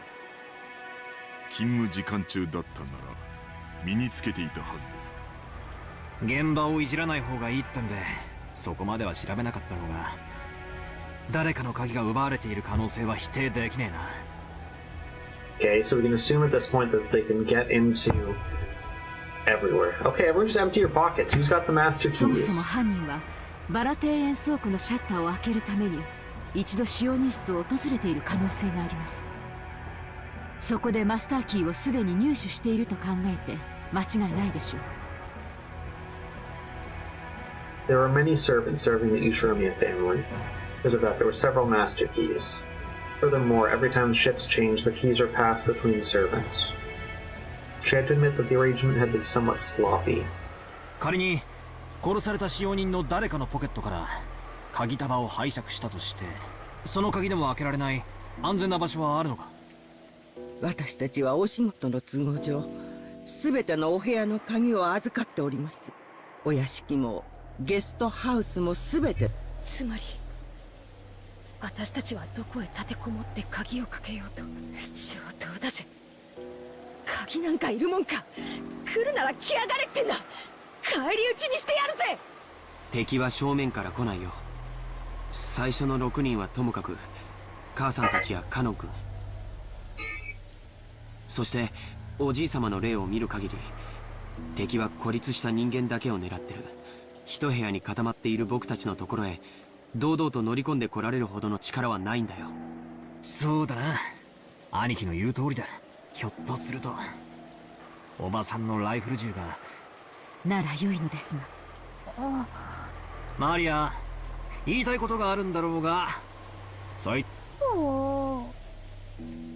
Or you probably want to say that witches weren't afraid of things like guns or something like that. If she were to say it out loud, the atmosphere around here would start to get pretty edgy. I'd notice and decide to put a stop to it. よろしいでしょうか。一箇所だけ使用人の鍵束でも入れない場所が。それはどこです？はい、親方様の書斎です。Yeah, the master's room has just the one key. 私は反対だぜ。じいさまの気持ち悪い部屋になんか入りたくない。あの部屋に入れる鍵は何本？2本です。Oh, and I guess the master had 1 one. 本は常に私、もう1本は親方様がお持ちでしたが。Genji took a handkerchief out of his pocket and opened it, showing us the filthy and burnt key to the study. Then showed it alongside his own key, which he had once left on 本 Natsugi. 来なら警察のために鍵も残すべきだったのです。親方様より書斎の留守は必ず守るようにと仰せつけられておりましたので。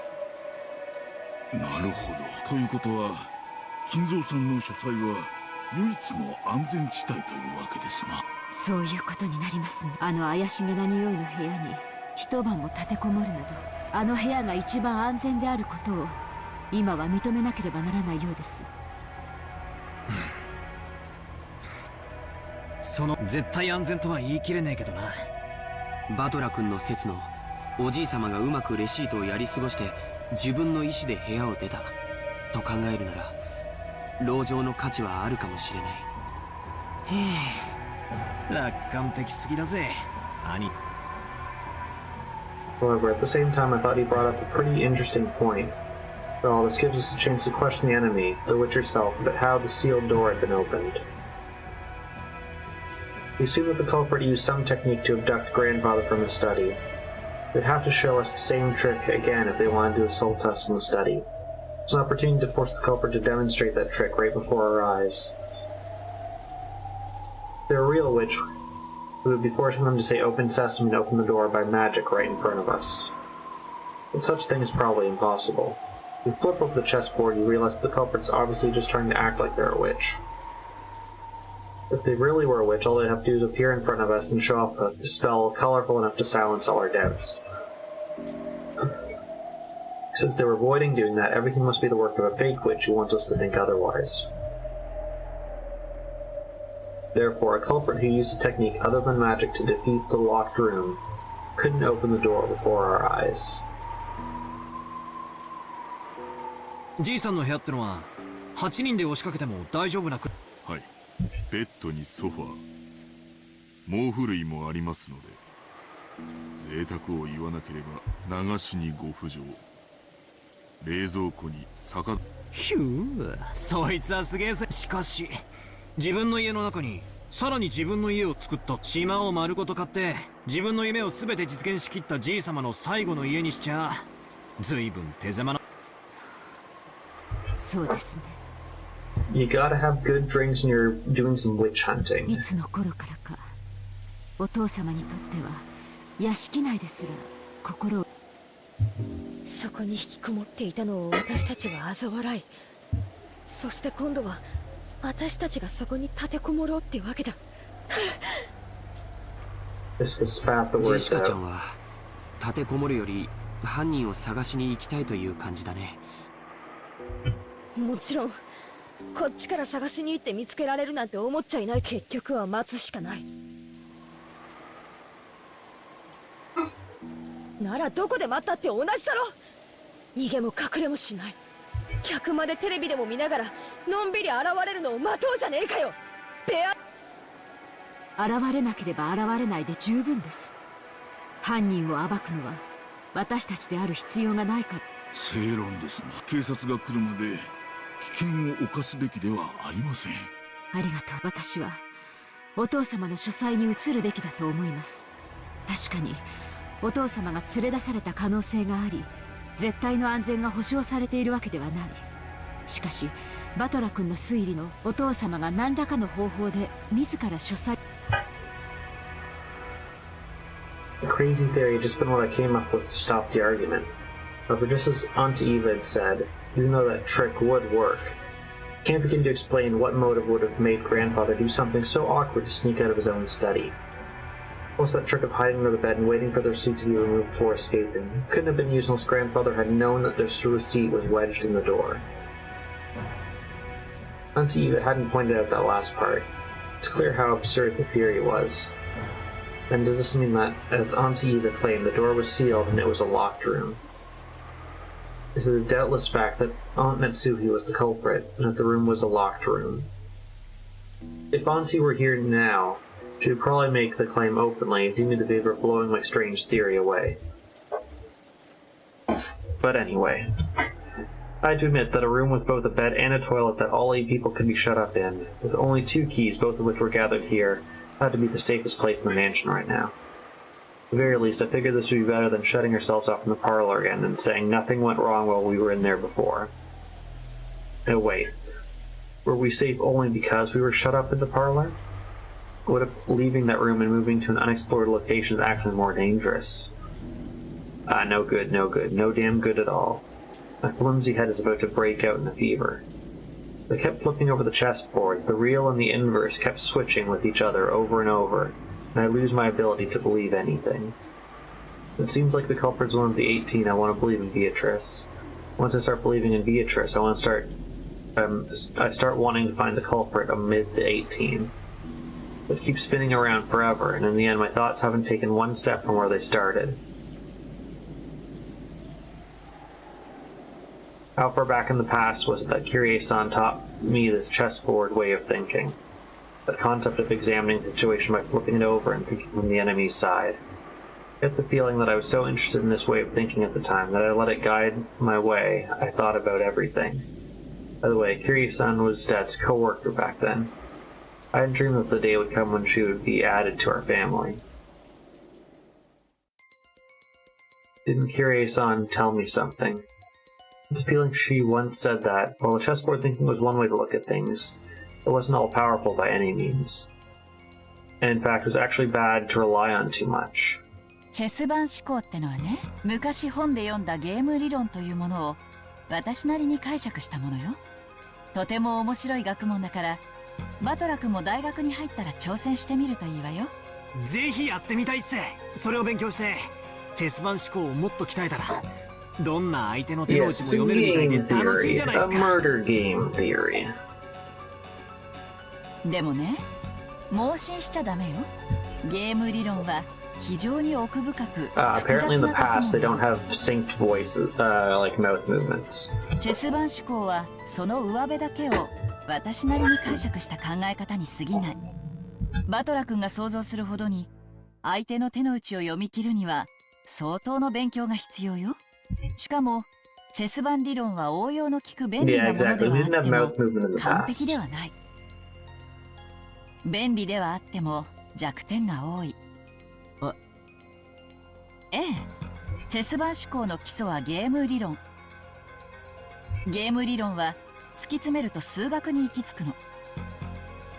数学の弱点は何か知ってる？ノイズよ。In math, when you write 1 plus 1 equals 2, that equation will always be 1 plus 1 equals 2, no matter how many billions of years pass. Nothing more, nothing less. That's because there's absolutely no noise mixed in. But for example, unlike math, the Japanese language has noise mixed in. Kanji are a good example. Old kanji and new kanji are slightly different. It represents an introduction of noise created by change over the ages. Isn't history the same? There's dozens of policies that seem foolish in the modern era, but were meaningful at some point in the past. As the rules of chess are fixed, when a pair of experts are discussing one particular position, it's possible they could reach the same conclusion whether they're from 100 years in the past or 100 years in the future.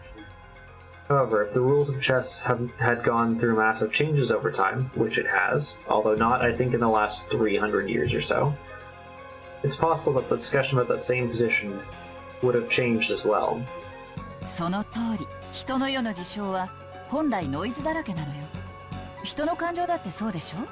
全く同じことが起こったからといって人は必ず決められた反応を示すとは限らない。それを数学の理論で当てはめ相手の行動を読もうとする時点ですでに理論には弱点と限界があることを知らなければならない。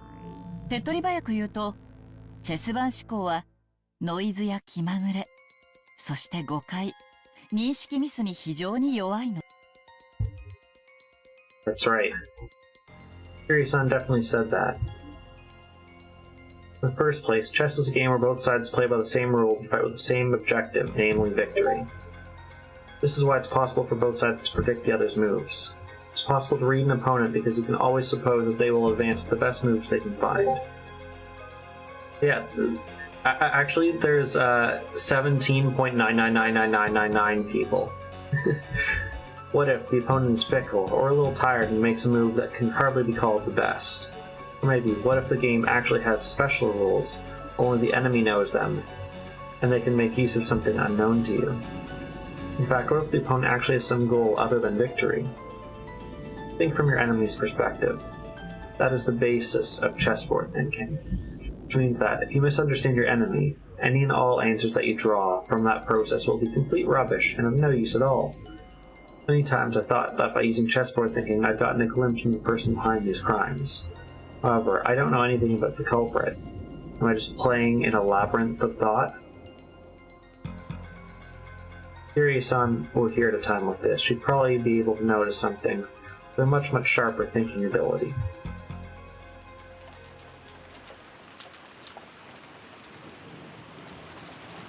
Jessica never warmed to the idea of moving into grandfather's study, and Aunt Matsui persisted and we decided to move there. Everyone was already trapped by paranoia. Kumasawa-san had prepared dinner once already. But after the incident involving Georgia and his parents, the kitchen and the parlor had become temporarily devoid of people. Someone said that it might have been poisoned at that time. Is it that we were unable to touch even the food that Kumasawa-san had taken the trouble to make for us? The manner in which the first 6 had been killed was still unknown, but there was a possibility that it was poison. Indeed, by this method, even a single person would be able to carry out the murder of 6 fully grown adults. Furthermore, this idea made it seem like there was only a single culprit, who was also afraid of Aunt Natsuki's rifle, and this was very good for our emotional stability. But the fatigue and hunger were even harsher than we had imagined. So, on Kumasawa-san's suggestion, we all went along together to the kitchen. Gathered some canned food which would be hard to poison to take with us. All of Kumasawa-san's efforts to reward us with at least a nice dinner on this savage day regrettably came to nothing. Food piled up on the serving cart just looked a little sad.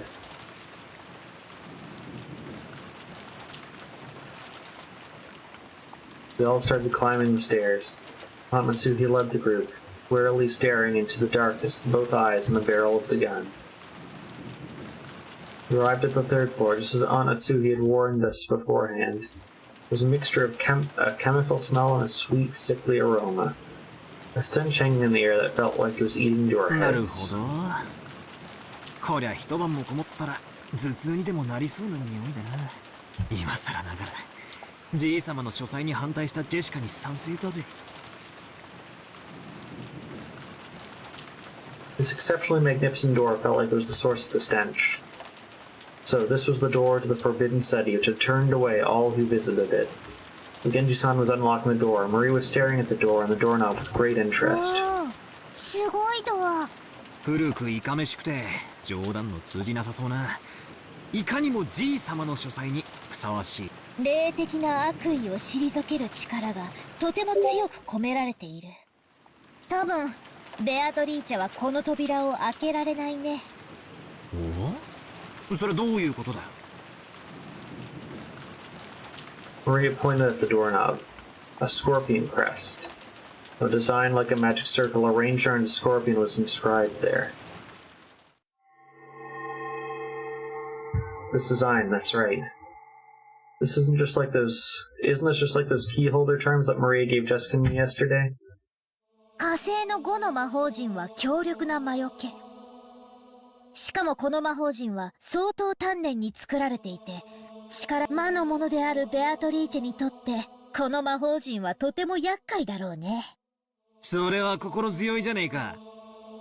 この部屋ならベアトリーチェのマッシュから逃げ、うちの魔女様は実に頼もしいぜ。ならベアトリーチェはどうやって中のおじい様を？バトラが推理した通りだよ。ベアトリーチェは中に入れない。でも彼女には魔法があるし、使い魔だっている。それらを使って、おじい様が自分から書斎を出てくるように仕向けることはできるかも。ああ、漫画で読んだな。吸血鬼は十字架が怖くて近づけねえけど、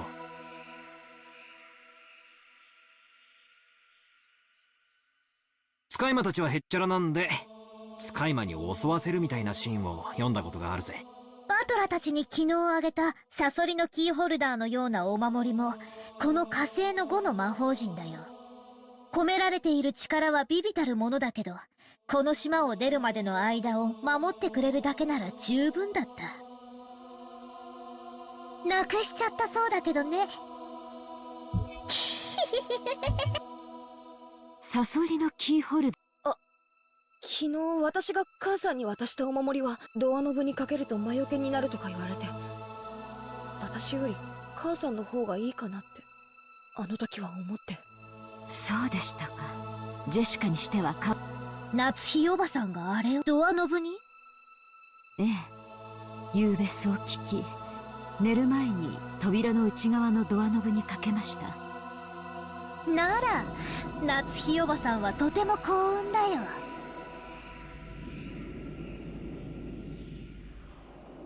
そうだったなら夕べ、ベアトリーチェは夏日おばさんに指一本触れられなかっただろうね。ベアトリーチェはさぞや悔しがったと思うよ。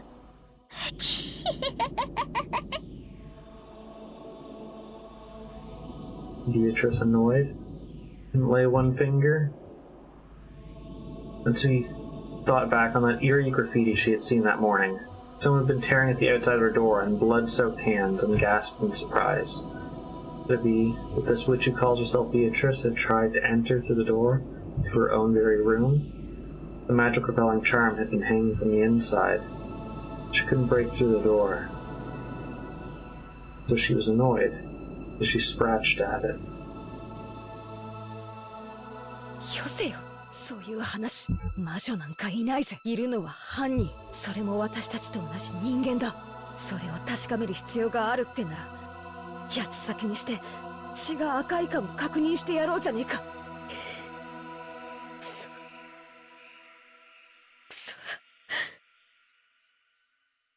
よくもカノン君を。Click, and she unlocked the door.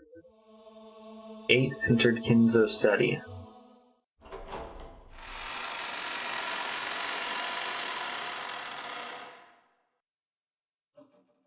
Grandfather's study. I'd heard rumors about it beforehand, so it didn't surprise me all that much. He had done nothing more than fortify it thoroughly with his occult hobbies. Grandfather's hobbies had been chasing after pop idols. These walls might have been buried beneath idol posters. Even if I didn't understand it, I realized that this room was an amalgamation of all the things he enjoyed. Even so, I couldn't help but remain dumbfounded by the smell of this creepy medicine and the sweet stench that seemed to melt my head.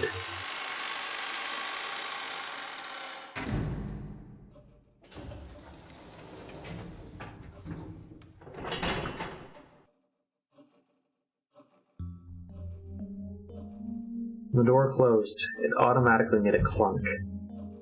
I see. This is the auto lock that activated whenever the door is closed. And there were only 2 keys which could open this door from the outside, both of which were in the room. In other words, this room had become a locked room. Shutter, the receipt, the chain. Now, the auto lock. This 4th door had been locked in the most magnificent fashion, yet constructing a locked room in a perfect form that none could argue with. Just to make it absolutely sure that the room was secure, we checked all over for ways in or out. The windows were tightly locked. That should have been enough, but just in case, we tried knocking over all the walls. After all, there had been whispers that there might be a hidden door in this room, but we couldn't find anything suspicious. Grandfather's study was very large. Even though he called it a study, it wasn't really a single room. It could be divided up into 4 basic sections: study section, bedroom section, a bathroom section, a section for cooking that had a sink. I see the study does have enough in it to live in. I could understand how Grandfather could live his whole life in this room without ever leaving. It seemed that Grandfather wasn't in the habit of watching TVs. There was no television in this room, nor even a radio. Until tomorrow, unfortunately, there would be nothing for us to do but pass the time listening to the sounds of the rain. Dr. Nanjo gazed at the chessboard that sat on the table in front of the sofa and muttered. It's apparently the partly finished match that he'd been playing with Grandfather until yesterday. The black had the white pretty well cornered, and it looked like checkmate would be reached in a few moves, the end of the endgame. Even though the checkmate had been almost reached, the endgame had still been rushed, and in the end was never completed. やはりこの勝負は決着がつきませんでしたな。南條先生。わしは長く金蔵さんの友人だったが、金蔵さんにはいつも聡明な金蔵さんとわしは。特にベアトリーチェ様のことになると人が変わったようでしたっけね。In the direction of Kumasawa-san's upward gaze, a portrait of Beatrice could be seen. It wasn't massive like the one hanging in the entrance hall, but small, made for this room. Grandfather probably spent every day in this room and so much of his time talking to that witch in the portrait. Who was Beatrice to Grandfather in the first place? By now, you couldn't just explain her away by saying she was a story made by the parents to frighten children away from wandering into the forest. Oh, I don't think I've fully read that one.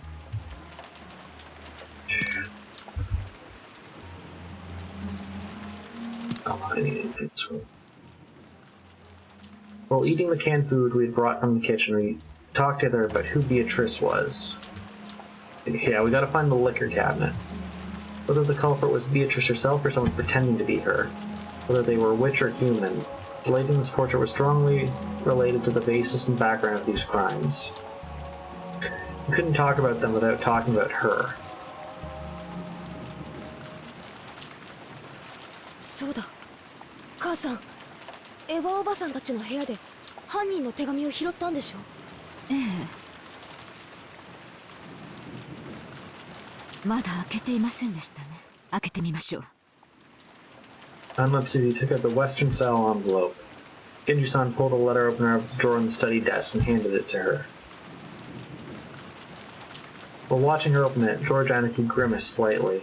For all, it was a letter left at the site where his parents had been murdered. There was a good chance that its contents would say something unbearable to Aniki. It seemed that Aunt Natsuhi also realized that, so she glanced over the contents first without reading it aloud. We were a little frightened that she might grimace after reading something shocking, but she just frowned unhappily. 内容は不愉快な一文があります。私たちを挑発するつもりなのでしょう。Aunt Natsuhi, after deciding that the contents could be shown to the children, set it openly on the table. Everyone stared at it at the same time. ベアトリーチェの勝ち名乗りみたいなものだろうね。くそ。大方また怪しげな魔法陣でも出てくるのを期待してたんだろう。魔法陣ではなかったけどね。想像は裏切られなかったよ。どういう意味でしょう。自分の存在を誇示したいのでしょうか。そう考えるのが妥当でしょう。この手紙で初めて私たちは昨夜の手紙の主が犯人であると理解できる。ここに書かれている内容よりも昨夜と同じ封筒でというところに意味があるものと思います。封筒も風浪も間違いなく親方様が使われていたものです。おお、もう私には何が何だか分かりません。こんなことは後ろ宮のお家にお仕えして以来初めてのことです。 This is the first time in my life I've worked for a place where 10 people got murdered. 昨日の手紙の言う通りなら、ベアトリーチェは自称じい様の最古の腹心だ。じい様も常々そう口にしてたんですよね。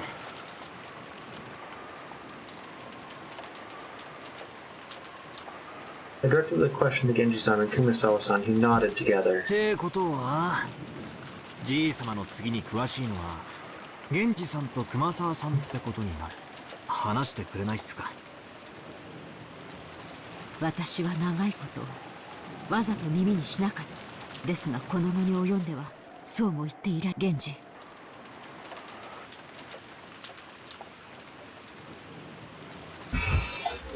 Genji-san didn't answer. He remained silent despite his knowledge, or did he know nothing at all? Still, I had a good guess. The ghost story of the witch Beatrice had long been deified among the servants. He'd probably been very close to grandfather too in his occult hobbies. There was a good chance he'd been indoctrinated with even weirder things, and come increasingly to deify the witch. As grandfather's most trusted servant, who had sworn loyalty to him, he might be the most influenced by the witch illusion that grandfather had created. So there was only one reason for Genji-san to remain silent. He could say it, but it would definitely cause a backlash, so it was better if he kept his mouth shut. It wasn't like we would believe him anyway. Something along those lines. Only a short while ago, Maria had been more than willing to speak bluntly and unrestrainedly, and that had earned her a scuffle with Jessica. It was natural for Genji-san to keep his silence.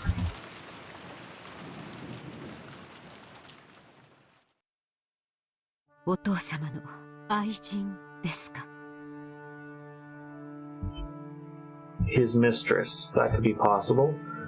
For ordinary poor people, polygamy isn't only viewed negatively from a moral perspective. It's also an unimaginable financial situation. But that isn't the case for the very rich. It's possible for them to have another lover in addition to their real wife. We can't deny the possibility that grandfather had another woman in his life besides grandmother. かもな。ばあ様は生きてた頃、よく疑ってたらしいぜ。浮気相手がいるってな。私はてっきりそれは、じい様の想像の中の魔女のことを指す。そりゃなんとも面白い話になってきた。源氏さんは俺に言ったよな。ベアトリーチェはこの屋敷ができる以前からじい様に仕えてたって。お屋敷が竣工したのは昭和27年と聞いています。ってことはベアトリーチェという人は30年以上も昔からおじい様と連れ添っていたということになるね。その30年前の愛人、もしくはその縁者や隠し子が何かの恨みがあって何らかの復讐を企んだか。なるほど。洋館ミステリーっぽいありがちなストーリーになってきたじゃねえか。汚らわしい話ですが一番納得できる筋書きです。どうですか、源氏。おそらく親方様に亡くなられた奥様より愛しておられたに違いありません。ベアトリーチェってのは、そして今はどうしてるんだ。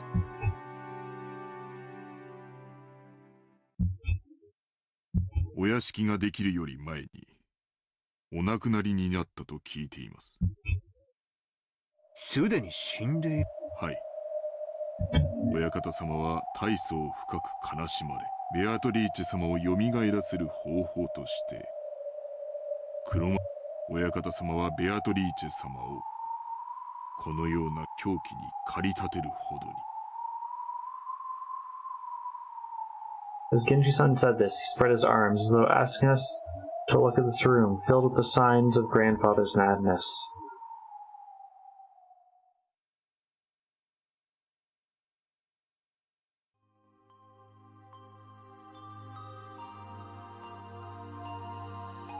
We were all at a loss for words. For this, his black magic copy was nothing other than creepy, and we'd found it impossible to understand what drove him to devote himself to it. Nobody had tried to understand Kinzo, dismissing him as an eccentric who had restored the Ushiromiya family amidst his madness. That's fine, Beardy. I can't remember exactly when you left, but basically we all are now in Grandfather's study, locked up, trying to wait out the night. All that had been on Grandfather's mind was the loss of the woman he loved, and the sorrow of being unable to give up on her. Just a few moments ago, this room had seemed creepy. From that instant, everything about it was starting to make sense. Creepy books, the magic circles, the medicine, all of it.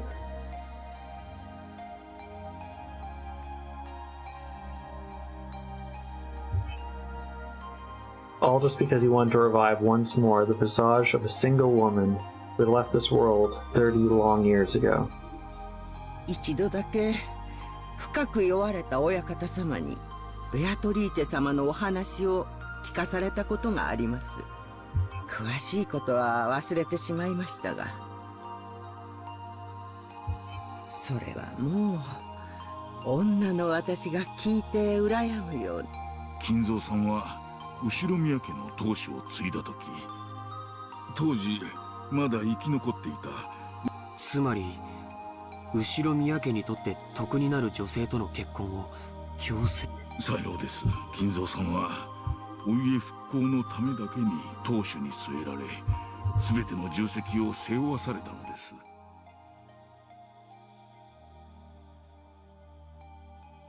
Okay, so he had an arranged marriage. そんな金蔵さんがどこでどういう経緯でベアトリーチェと知り合ったのかは分かりかねます。それ以上語るのは。That was when Grandfather truly fell in love for the first time. How deep that affection must have been. It was easy to tell just by looking around us. The room was covered with piles upon piles of things having to do with black magic. And Grandfather had spent day after long day shut in here, immersing in his research and isolated from the outside world, never taking a single day off. Couldn't help but realize how deep Grandfather's love for Beatrice was. 私。何をでしょうか。私、使用人の人たちが魔女を問診するのは違ったんだな。Perhaps they had been acting as though at least Beatrice's soul had been restored, and existed inside this mansion in order to soothe Grandfather's heart. With eyes closed, an expression as though he was remembering something from the distant past, Genji maintained his silence. He probably felt that to confess that would be to betray his one and only master in the most serious way, even though that person was already dead. Beatrice has revived as a witch, and she's in the mansion even now. That was his mantra, what he had believed and what he had made others believe. And Genji would take that with him to the grave. This might have been the last service he could offer his master. The legend of the witch, the mysterious tale of Rokenjima, that was still whispered of among the servants. Its true nature was a sad lie. No, an act of kindness towards Grandfather, who had lost the person he loved above all else. 私はお父様今ならそれがどれだけお父様。今の僕にならわかるよ。シャノンを蘇らせる方法が。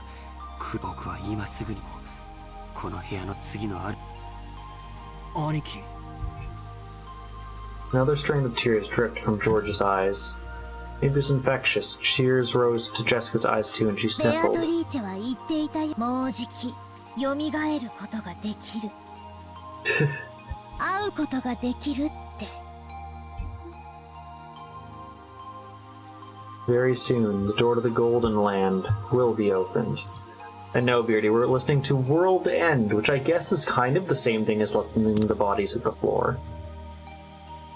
In that promised land, that glitters gold shall resurrect all the dead people's souls and revive the love they possessed as well. And I will sleep in a world of peacefulness forevermore. そう言ったのか。マリアに手紙を渡した。信じないよね。ここにじい様がいたならきっと喜んだろうな。もうじきベアトリーチェが蘇ることにさぞや踊り上がって喜んだろうな。なら俺は信じたぜ。じいさまが半生をかけて研究したことで蘇り、愛した女の魂が蘇ったと信じて寿命を全うできるって言うんなら。バトラ。一人の女性をずっと愛し続けた気持ちが周りにも伝わり真実となる。それを気遣いと呼べばそれまでだろうけれど、今の僕はあえてそれを。気遣いじゃないよ。本当に魔法だよ。魔女だよ。やっぱり誰にもベアトリーチェの姿は見えないんだね。Is Beatrice in the room with us? Some time passed. We listened to the sound of the rain. We considered what kind of love and madness must have possessed the owner of this room as he spent half of his life here.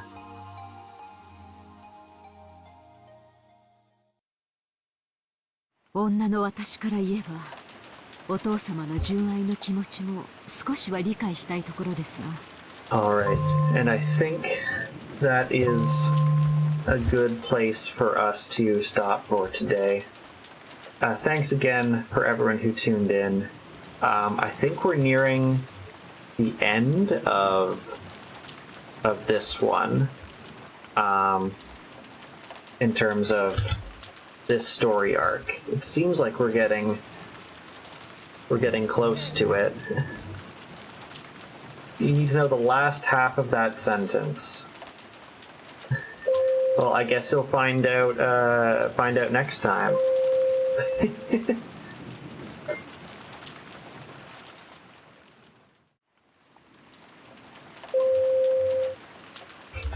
So there's 4 question arcs and 4 answer arcs. Much like Uncle Hunter, it's got 4 questions and then 4 answers to it.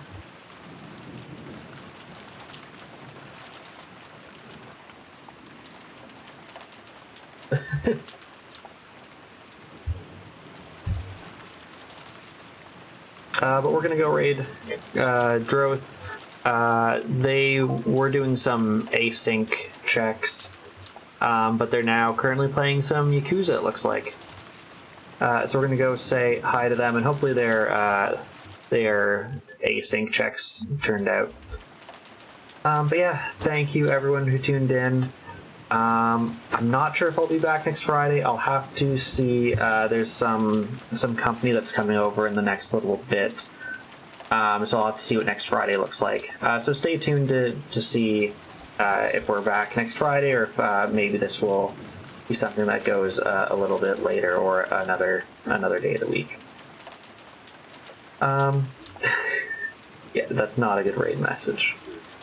But yeah, we're gonna go say hi to Droth, say whatever kind or loving thing that you want to when you're there. I don't know if a shower going in your mouth is kind or loving, but we're gonna go say hi.